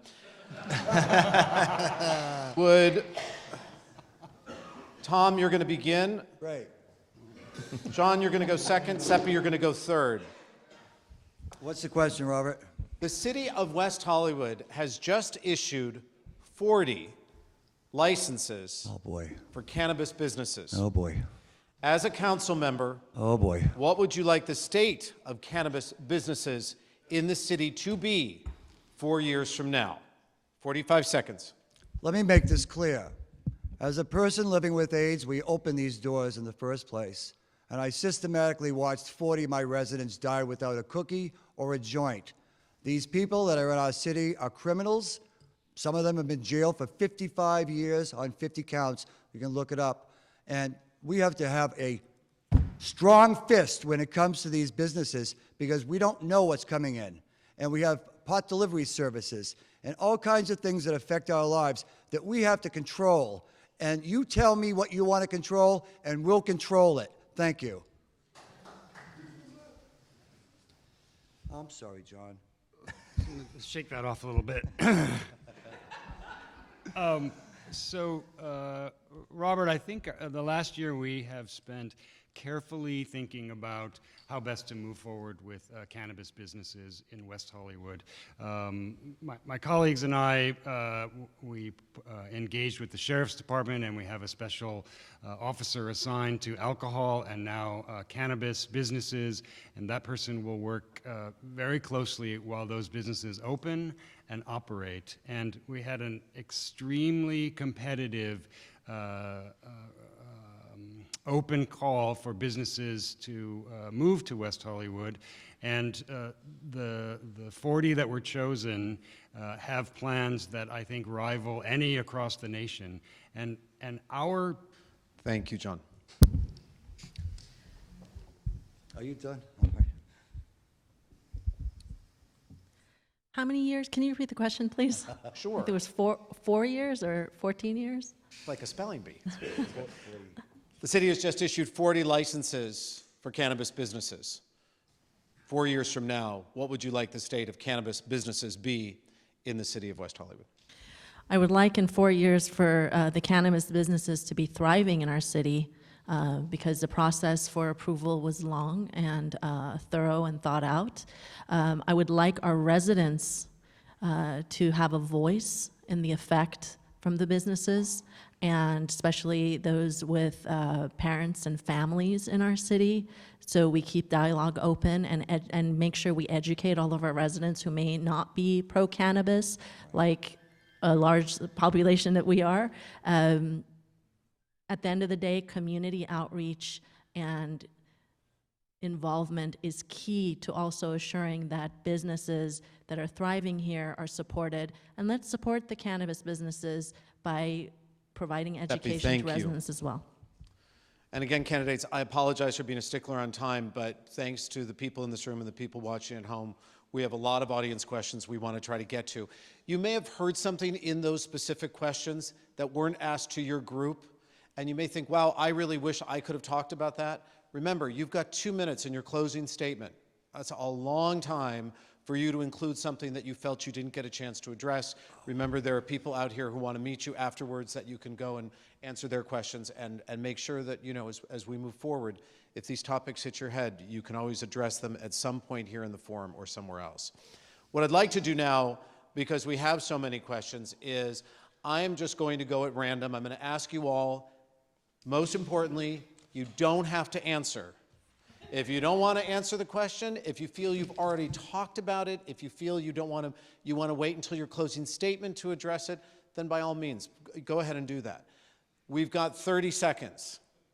In television news, that's a lifetime. When we interview you on television, you're going to be lucky if I give you 10. Unfortunately, that's the sad state of affairs when it comes to the news business. Abby Land is shaking her head because I've tortured her for years doing that to her. Abby, come meet me at 4 a.m. and talk about the Halloween parade. Sure, 5 seconds, that's what she gets. I mean, unfortunately, that is what happens. So let's think, as you know, I'm giving you a 30-second soundbite here, and I will cut you off abruptly because we've got a lot to cover. So if you want to talk about the question, it's just going to be a random raising your hand, and we'll go ahead and I'll just choose you at random. Okay, let's just start going down these. Let's call this a lightning round, and let's get to as many of these as possible in the next 30 minutes if we can. Many, this is not me, this is from one of our residents, one of the people in attendance today. Many would argue that big developers and consultants have absolute undue influence in our city. What do you plan to do about this and ensure that residents are heard? SEPI, you went first. Lauren, you'll go second. Anybody else, just let me know.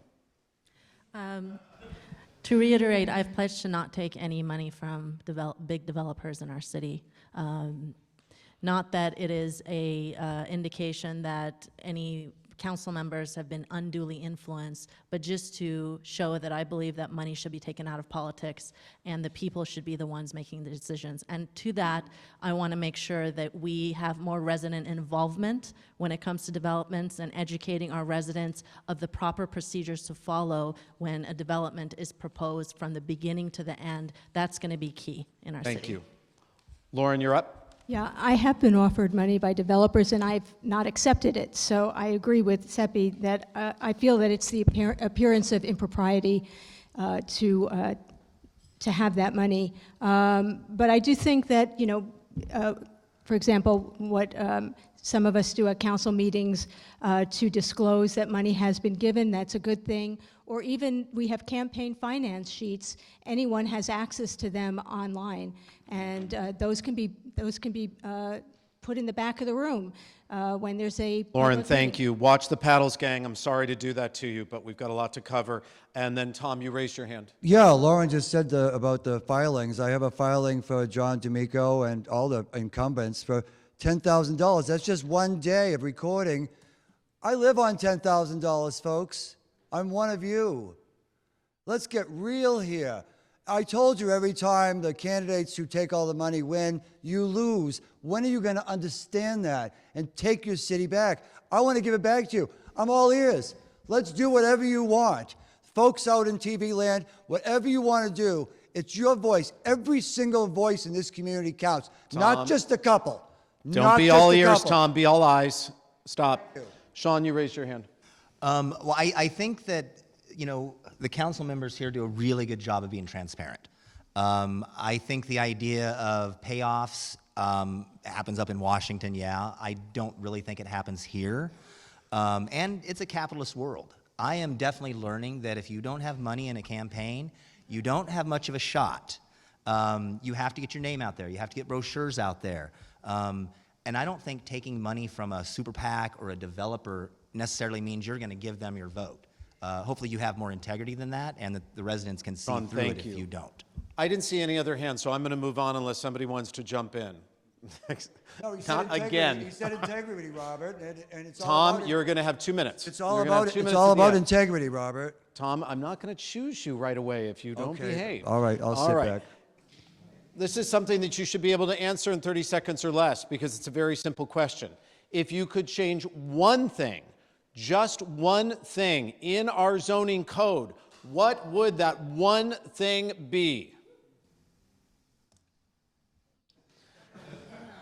All right, Tom.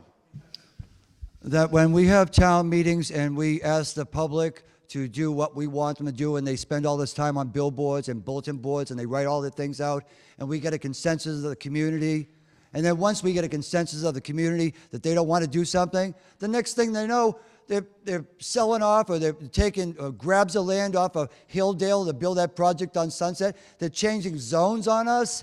We never said that. We said we don't want to change the zones. Don't you all remember at the town hall meetings? Tom. We'll have a lot more of them. We'll go to Lauren, and then we will go to Lindsay. Yeah, I would set the reset button on mixed-use bonus.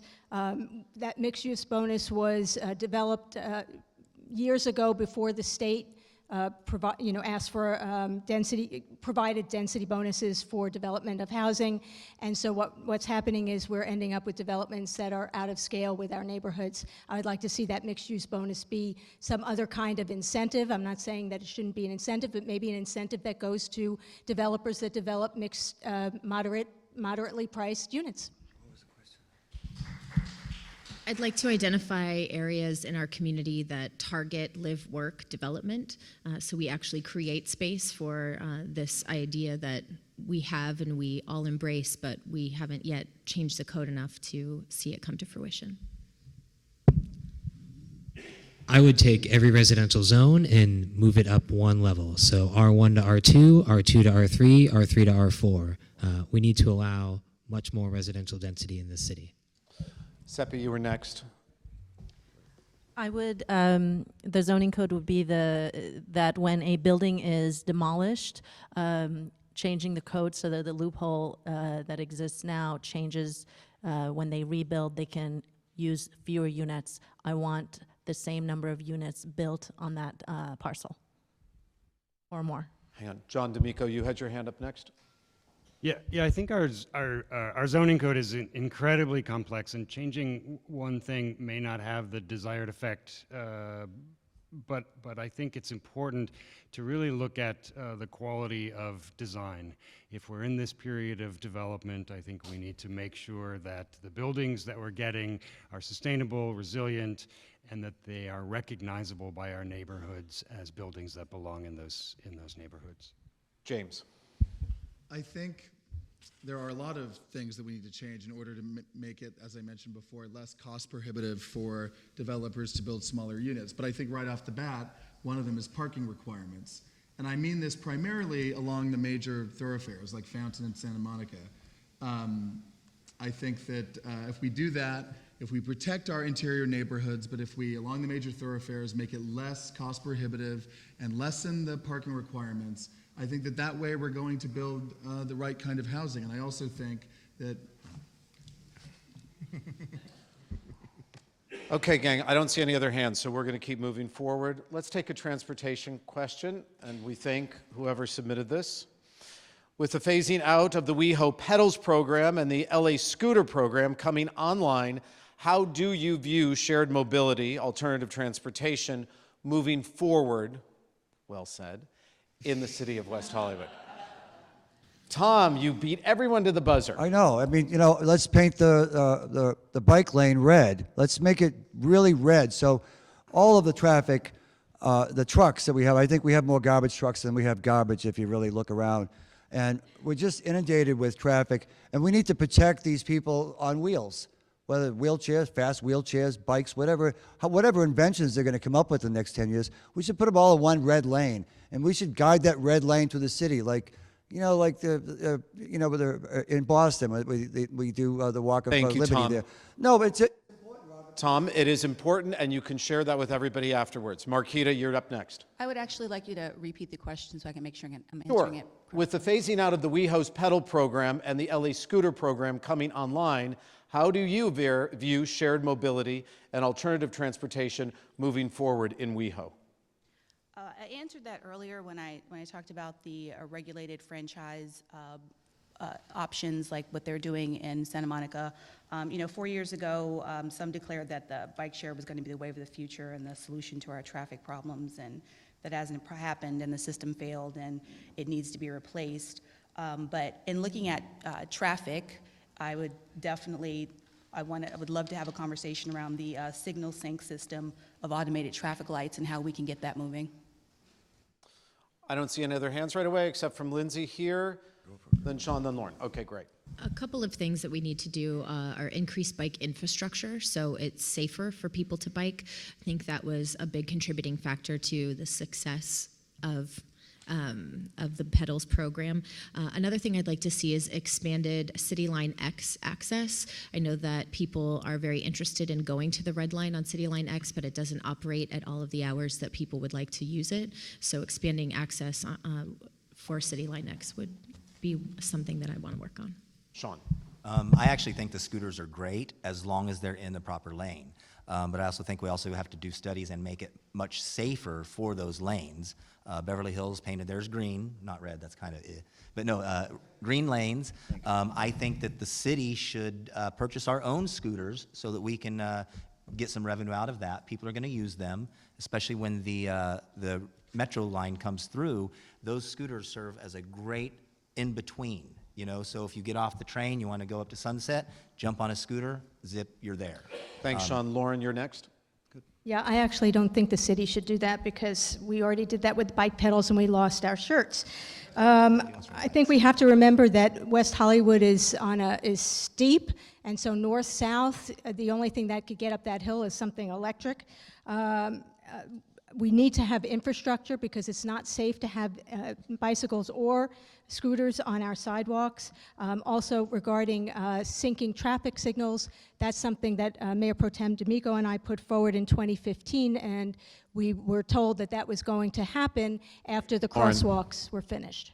Do I see more hands? Brendan, you're up next.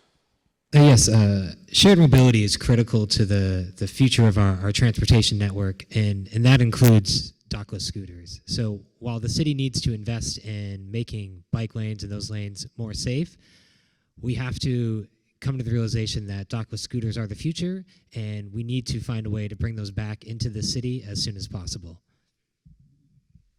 Can we move on then? Okay, just another follow-up on the traffic question, and then we'll finish with traffic.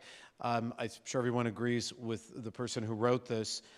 West Hollywood is trying to fix traffic. Everyone's trying to fix traffic. So many of us think it's just getting worse everywhere you go. What do you see as the strategy to fix traffic specifically in the city of West Hollywood? We'll go SEPI, John, Tom. I would like to have a program where we monitor traffic flow and switch the traffic lights according to where traffic is the highest, and that could be done right at City Hall. John, you go, right? Thanks, Tom. So our city has a perfect housing jobs balance, although all the jobs people go to are outside the city, and all the jobs that people come to from outside the city are here. And our traffic problems are here for good. The best we can do is residents can advocate for and shop local and get out of their cars and walk our streets and enjoy the time that they have at home. And when people come to visit our city, they too can walk around and enjoy our environment. How come the trolley's not running 24 hours a day? I mean, that trolley's great. The truck delivery days and times should be enforced. There's no reason why we should have an 18-wheel truck delivering a six-pack of beer on a Friday night on Sunset. It's just not right.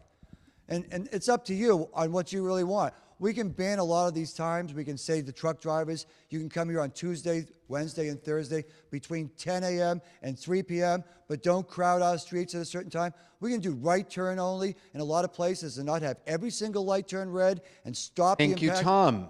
The most important thing is to save someone on La Brea who's dying of a heart attack, to get them to see the SHYNE. That's the most important thing we can do for ourselves. Tom. Thank you. Lauren, you raised your hand. Lindsay, you'll go next then. Yeah, I would say that we increase the routes and hours of our city line, which is very popular, and make sure that we have one going to the Purple Line when that's completed, and also have one that goes to LAX that can stop at the Jefferson Station. We have, people really love our transportation that the city provides, and that's what we should also be increasing. Following up on John's comment, I think creating jobs in the city that people want to work in, or providing affordable wages so people who work here can afford to live here is a way to solve that commute problem. Also, obviously, the Crenshaw Northern Extension is something that I think will help, not solve, but help. And we also are in the process of conducting a citywide traffic study to actually understand where our traffic pinches are, so we can diagnose them properly and then solve those problems. MARQUITA, you're up next. So we definitely need to come up with a plan to invest in the new traffic lights so that we can get the signal sync. The Crenshaw extension will certainly help. Just to add to my earlier comment, I do think there should be a stop in San Vicente. We also need to lobby the LA Metro for the 780 to go all the way down to the light rail so that we can get WehoTV from West Hollywood down to the beach, USC, Culver City, and all the other stops along that line. And then finally, we need to work with Public Works to come up with a mobility and pedestrian plan. Thank you. James. Well, as my colleagues up here said, I think the Metro will be fantastic.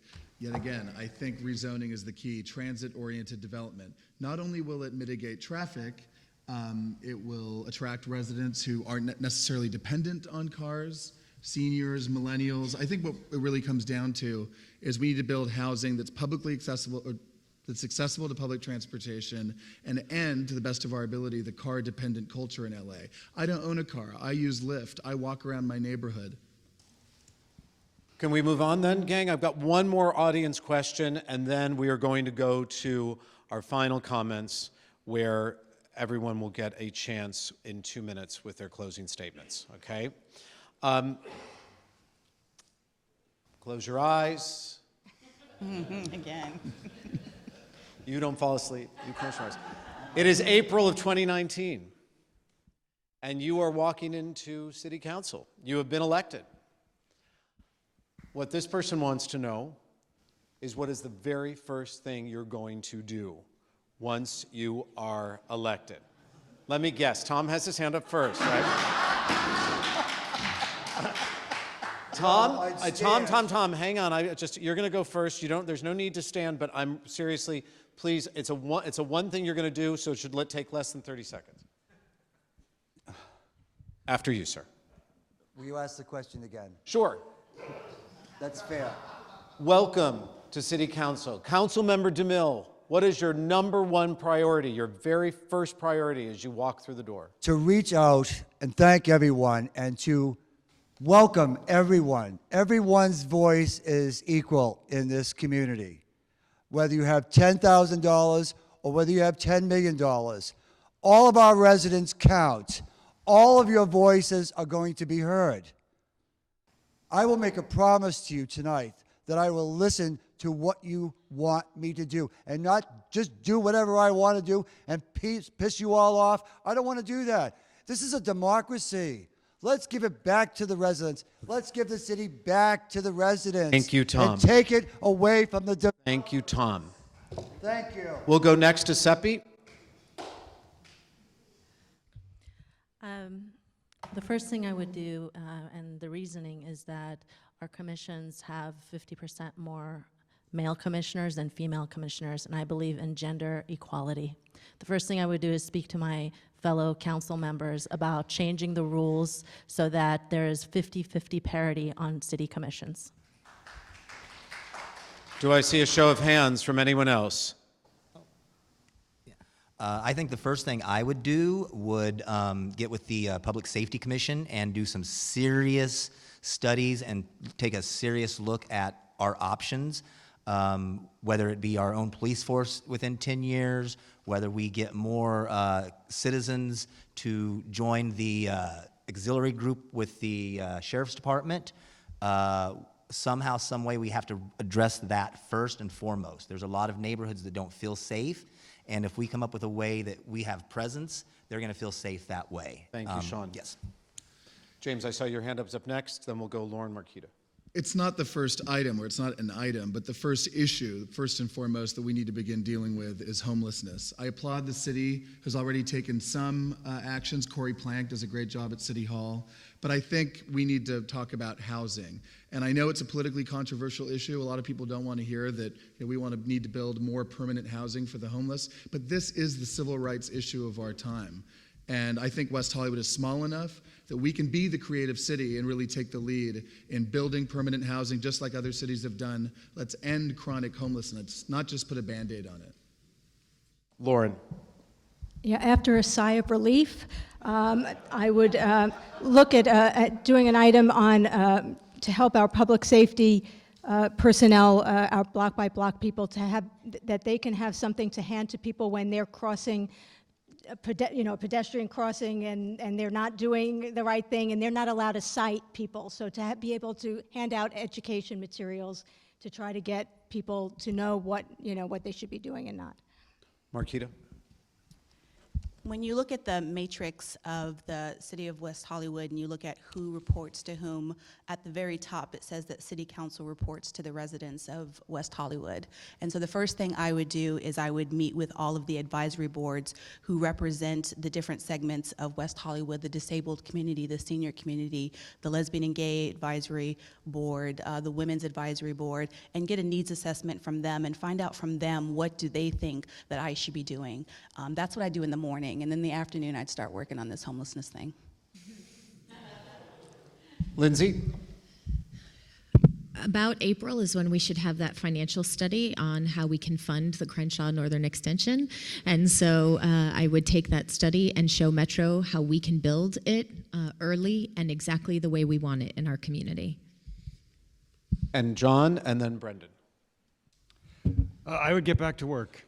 You know, I've been doing this since 2011, April, and it's been the single biggest pleasure of my life helping the residents of this city, making this a really great place to live, work, and play, and I think, given the opportunity, I would continue to do what I think has been a sort of extraordinary amount of work and a big commitment to our residents, and I'd be happy to be doing it again. You're good, John. Thanks, Tom. Brendan. I would begin work with the rest of the City Council, with LA Metro and the City of Los Angeles to create an enhanced infrastructure financing district so that we can make sure that the funds are there for the Crenshaw Line Northern Extension to be built as soon as possible, while also jump-starting residential housing development around the station. Thank you, candidates. Thank you, audience, for your participation, your questions. Thank you for everyone watching at home. Again, and this is so important, if you walked in late or you're tuning in late, the reason why they are lined up this way is this is how they are listed on the ballot come March 5th from the LA County Register, the registrar. We began with our opening statements going this way. For our closing statements, we are going to start with SEPI and work our way towards me. Candidates, you will each be given 2 minutes. Again, we want to thank these lovely ladies from the League of Women Voters for helping us out today and lifting.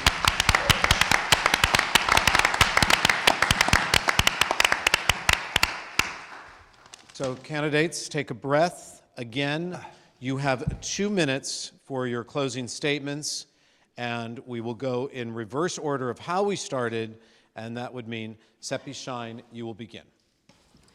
I'd like to thank our moderator, West Hollywood Chamber of Commerce and League of Women Voters, and all of you for taking so many hours to be here and engaging civically to all of us.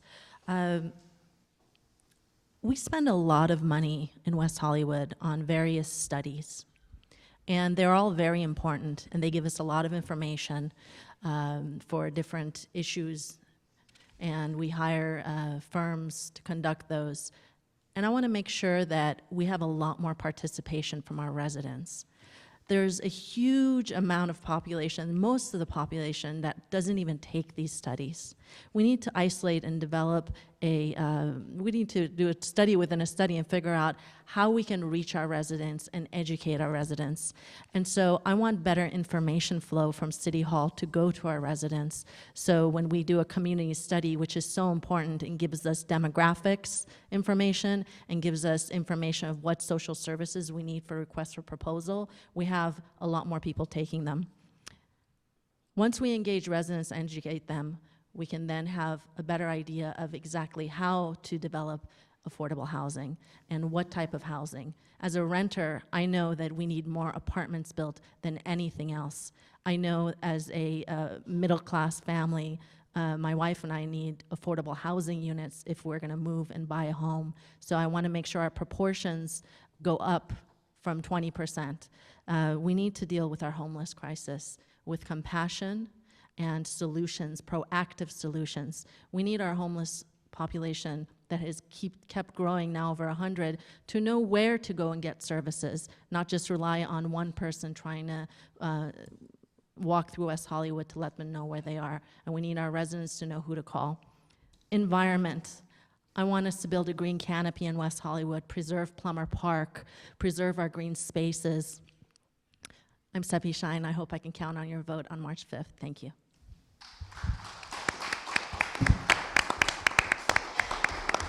Tom DeMille, this is your closing statement. You have 2 minutes. You know, I think that we should always elect people that have been in our community a long time, that have demonstrated the willing to work with you as a public servant like I have for 20 years. The reason why I did that is because you all saved my life in 1998. And it's all been about public service. And that's what you're going to get. Yeah, I might be the only one with personality at the table tonight. John, you have a little. Lauren, you get a lot. But, you know, it's about bringing people together. And I will bring people together no matter what it takes, whether it's a disco party or whether it's a Russian festival. I want to hear from the residents. Yeah, you see what my face looks like when people say stupid stuff. Yeah, but I think you need someone that's animated, that can talk with everybody, that can make the decisions the fair way. See, like this. Not loaded on this side with money and nothing over. Just a fair way. What's the right thing? I've known the right thing to do since I was 5 years old. And everybody in this room too knows too. And if you do the wrong thing, it smells and it stinks and it's rotten for everybody in the community. Let's change that. If you read my op-ed, I have an op-ed in the paper, Robert, in WehoVille. It says, let me put my glasses on, West Hollywood residents want to be heard. It's as simple as that. Divided politics, we have two Americas, we have two West Hollywoods. Let's bring them together. Let's celebrate our senior citizens and our disabled as people, not as has-beens or something that we can just leave on the road and step over. This community and this family will stay together by your judgment on March 5th, whether you want to go towards the developers or whether you want a family of West Hollywood that we can always count on being there for one another. With the sheriff's help and the fire department's help, we'll keep you all safe, and we will prove anyone who does anything bad. An assault against one in this community is an assault against us all, and I will fight for you every day like I have for the last 20 years. My name is Tom DeMille. Thank you. John D'Amico, 2 minutes for your closing statement. Thank you, Robert. And listen, thanks to all of you for coming. This is really, you know, good government at its best. It's the community listening to us talk about our vision for the future. And, you know, I moved to this city as a young knucklehead in the 1980s. I didn't know which way is up. I didn't even know we became a city. But I fell in love. Hi, Keith Rand, right over there. And I stayed, and I invested my time and my thoughtfulness, and I really believe in this place, this city of West Hollywood. You know, I've come up with all kinds of catchphrases to talk about our city. You know, we invent the culture other cities consume. Cities are never finished. We're a pirate ship that sails around, taking ideas from other places and making them our own. But really, what West Hollywood is a really great place to live. And I think, you know, in 2011, when I sat here in one of these chairs and insisted that I earn your vote and that you let me talk to you, it was a different city council. It was 25-year incumbents and 15-year incumbents, and they were all wound up in themselves. And we've unwound all that. And we have an entirely different crew of people sitting here talking about the vision of the city. And I've earned the respect and the endorsement of all of my colleagues. I work with John and Lindsay and Lauren, and it is the pleasure of my life to do that, because I really believe that our city points itself in the right direction and makes really good decisions on behalf of the residents. And I hope you'll vote for me, but mostly I just hope you'll vote, because we need to be engaged in our democracy. Thank you very much. Good.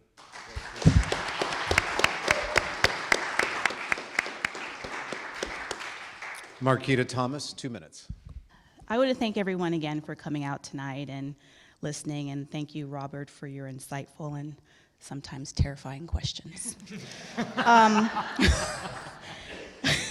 If anything is clear from tonight's forum, it is that we have some really big issues to deal with here in West Hollywood, and some of them we've dealt with for years. Over the past 4 years, we've seen homelessness double, we've seen the cost of parking increase 33%, and we've seen a failed bike share system, as well as parking and traffic issues that just have not been resolved. So I have to ask my fellow candidates, you know, what's keeping us from getting the job done? What makes you think you'll get better if we keep doing the same thing? So, and to those of you in the audience and at home, I ask, do you think we can do better? I believe that West Hollywood can do better to meet our higher purpose, to live up to our core values, and do so with caring, compassion, creativity, and innovation. I'm MARQUITA Thomas, and that's why I am running for City Council, and if you agree, I'm asking for your vote on March 5th. And if you would like to continue this discussion after we're finished, I am actually hosting a meet and greet at Mickey's until 10 o'clock, and I hope you'll come. Thank you. Yes, absolutely. We continue with our closing statements. Yes. Lauren Meister, 2 minutes. I want to thank the WeHo Chamber and the League of Women Voters for hosting and Robert Kovacik for moderating so beautifully. And thanks to all of the West Hollywood residents and businesses that took the time to come out tonight or to watch from home. In closing, I'd say my 4 years on council has been very busy and productive. Since being elected in 2015, I've worked on critical issues such as housing, homelessness, and social services. I've pushed for greater police presence and more stringent code enforcement throughout our neighborhoods. With various initiatives, I've promoted neighborhood-friendly land use policies and environmental sustainability. I've worked on increasing community engagement and transparency. I've worked with the Chamber of Commerce to support the small businesses that serve our residential neighborhoods. I've initiated programs that improve the quality of life in our city, such as the commercial sidewalk cleaning, construction fence art, sunscreen dispensers in our city parks, and an East Side Parkway beautification pilot, which will be hopefully coming soon. I've engaged Beverly Hills Water in a discussion about rates that has led to a reduction of the 25% surcharge. This will impact about 1/3 of our residential properties as well as businesses on the west side and City Hall, as City Hall pays for the West Hollywood Park water. So it's not perfect, but it's moving in the right direction. And finally, as your neighborhood advocate on City Council, I've tried my best to be the voice of reason, always keeping in mind that I am representing you. I respectfully ask for your vote on March 5th. I'm Lauren Meister.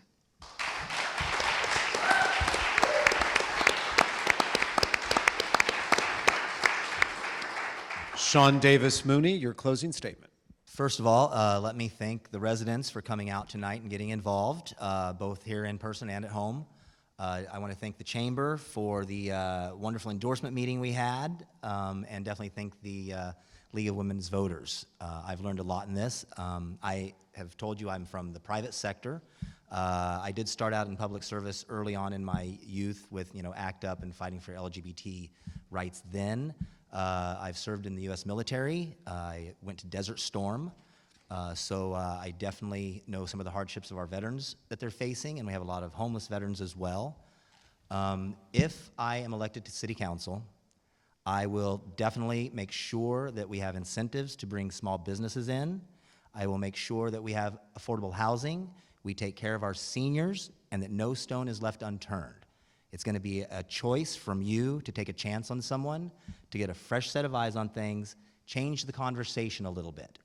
We say development, and right away everyone thinks the big hotels, but we're not thinking development as a whole. How is our city developing as a whole? So we need to change the conversation and get a lot more people involved in that conversation.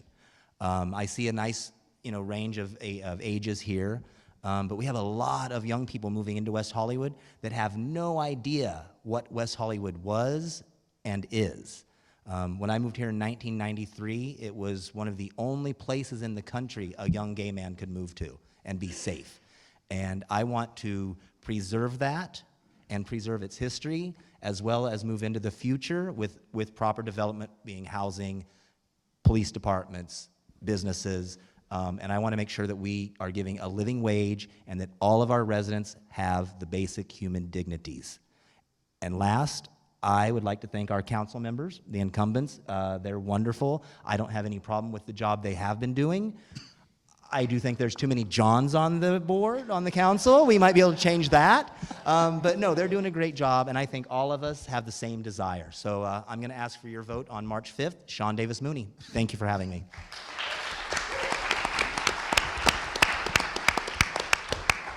James Duke Mason, your closing statement. Thank you to the League, to the Chamber, and to the voters. Until the gridlock in Washington ends, it's the cities around our country that are the hubs of innovation and progress and change on all the big challenges that we face as a city, as a state, and as a country. Homelessness, the housing crisis, aging in place, supporting small businesses. I believe that it's critical that we have a new generation of leadership to help solve those challenges, fresh ideas, fresh energy. That's why the organization Run for Something, that has been so instrumental in electing progressive candidates from a new generation across this entire country, has endorsed me in this campaign. That's why Councilmember John Heilman has endorsed me. Even John, who's been around for a long time, he recognizes that it's time to bring new voices and new ideas to the table. That's why I'm proud to have the endorsement of so many community leaders, the chair of the Public Safety Commission, Jeffrey Wack, the chair of the Russian Advisory Board, Eugene Maysky, Transportation Commissioner Misty Cooper. There are many experienced people who've been around for a long time who nevertheless recognize that it's time for a new generation on the City Council. So I humbly ask for your support. I hope you'll visit my website, www.jamesdukemason.com, and I hope that I earn your vote on March 5th. Thank you.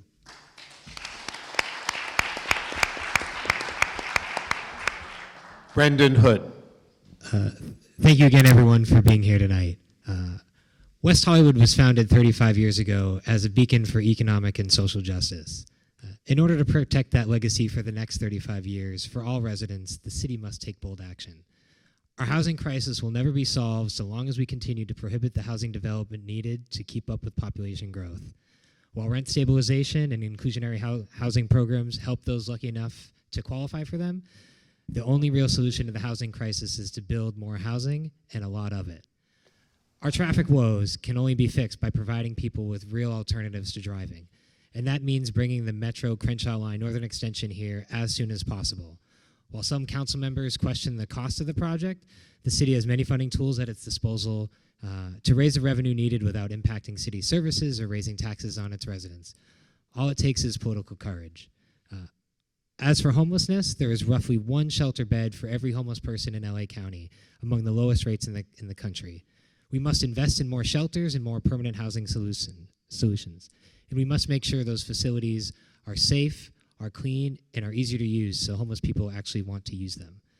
Homelessness is also exacerbated by myopic housing and transportation policy. Excessive limits on housing development and inadequate public transportation push up the costs of everyday life for all of us. By expanding Metro Rail service and allowing greater residential development along that route, we can tackle that problem head on. And finally, I realize that West Hollywood cannot solve these problems on its own. It will take the cooperation of local governments and agencies from across the region.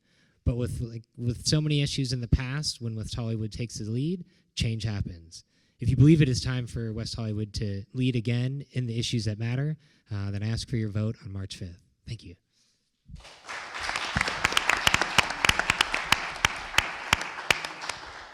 Lindsay Horvath.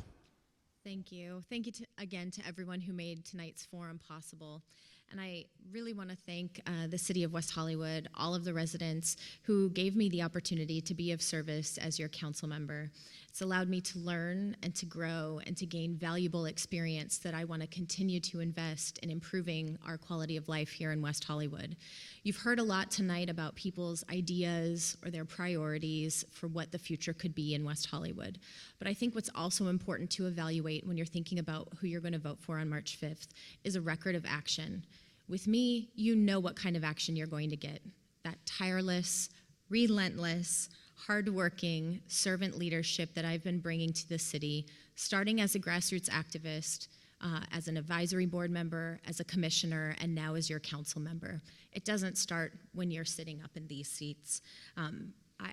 They said it couldn't be done, that we would get Metro in our lifetime, but we're actually moving ahead of schedule, and it's possible to get Metro here in time for the Olympics. So working with partners like board members Sheila Kuehl and Eric Garcetti, who have both endorsed me, we're able to continue bringing that to West Hollywood and actually see something that's been a long time dream become a reality.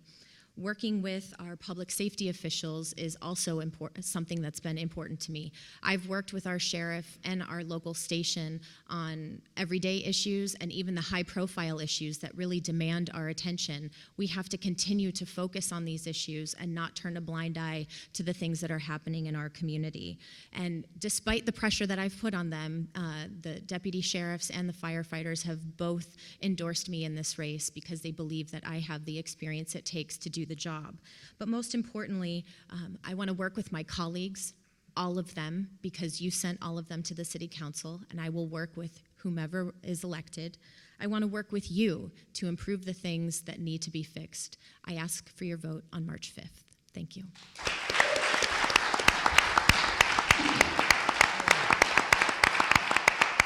Let's hear it one more time for all of our candidates.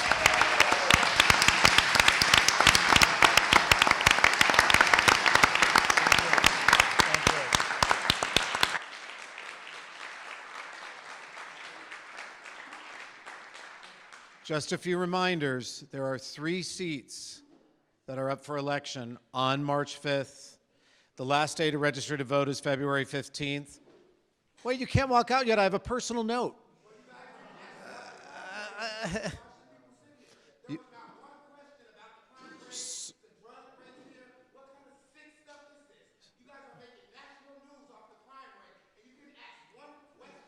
Sir, they're your candidates. You have a chance to ask them right now as we end the debate.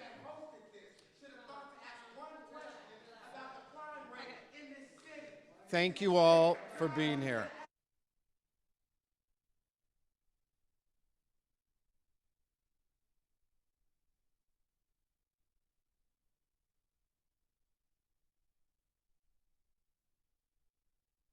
Is this on? Okay, sir, relax, okay? You can ask crime. Okay, sir, please, all right? We're closing up. This is for the candidates. You can ask questions.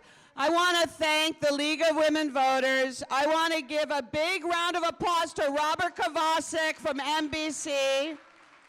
I don't know if you noticed he had a boot on his foot. I can outshout you, sir. So I want to thank our candidates. I also want to thank our neighborhood leaders who helped give us questions to help us out and really appreciate it. I also want to thank our staff at the Chamber, Tracy Passo and Laura Goldstein. Please give them a round of applause. And I want to thank our new chair, Nick Remedio, our chair of PAC, Don Zutema, our trustees, Ted Green, Sarah Mitchell, DJ Moore, Keith Kaplan, and once again, thank you, the residents, for helping us out and the candidates for serving. Thank you so much. Thank you, NBC and Robert, and the League.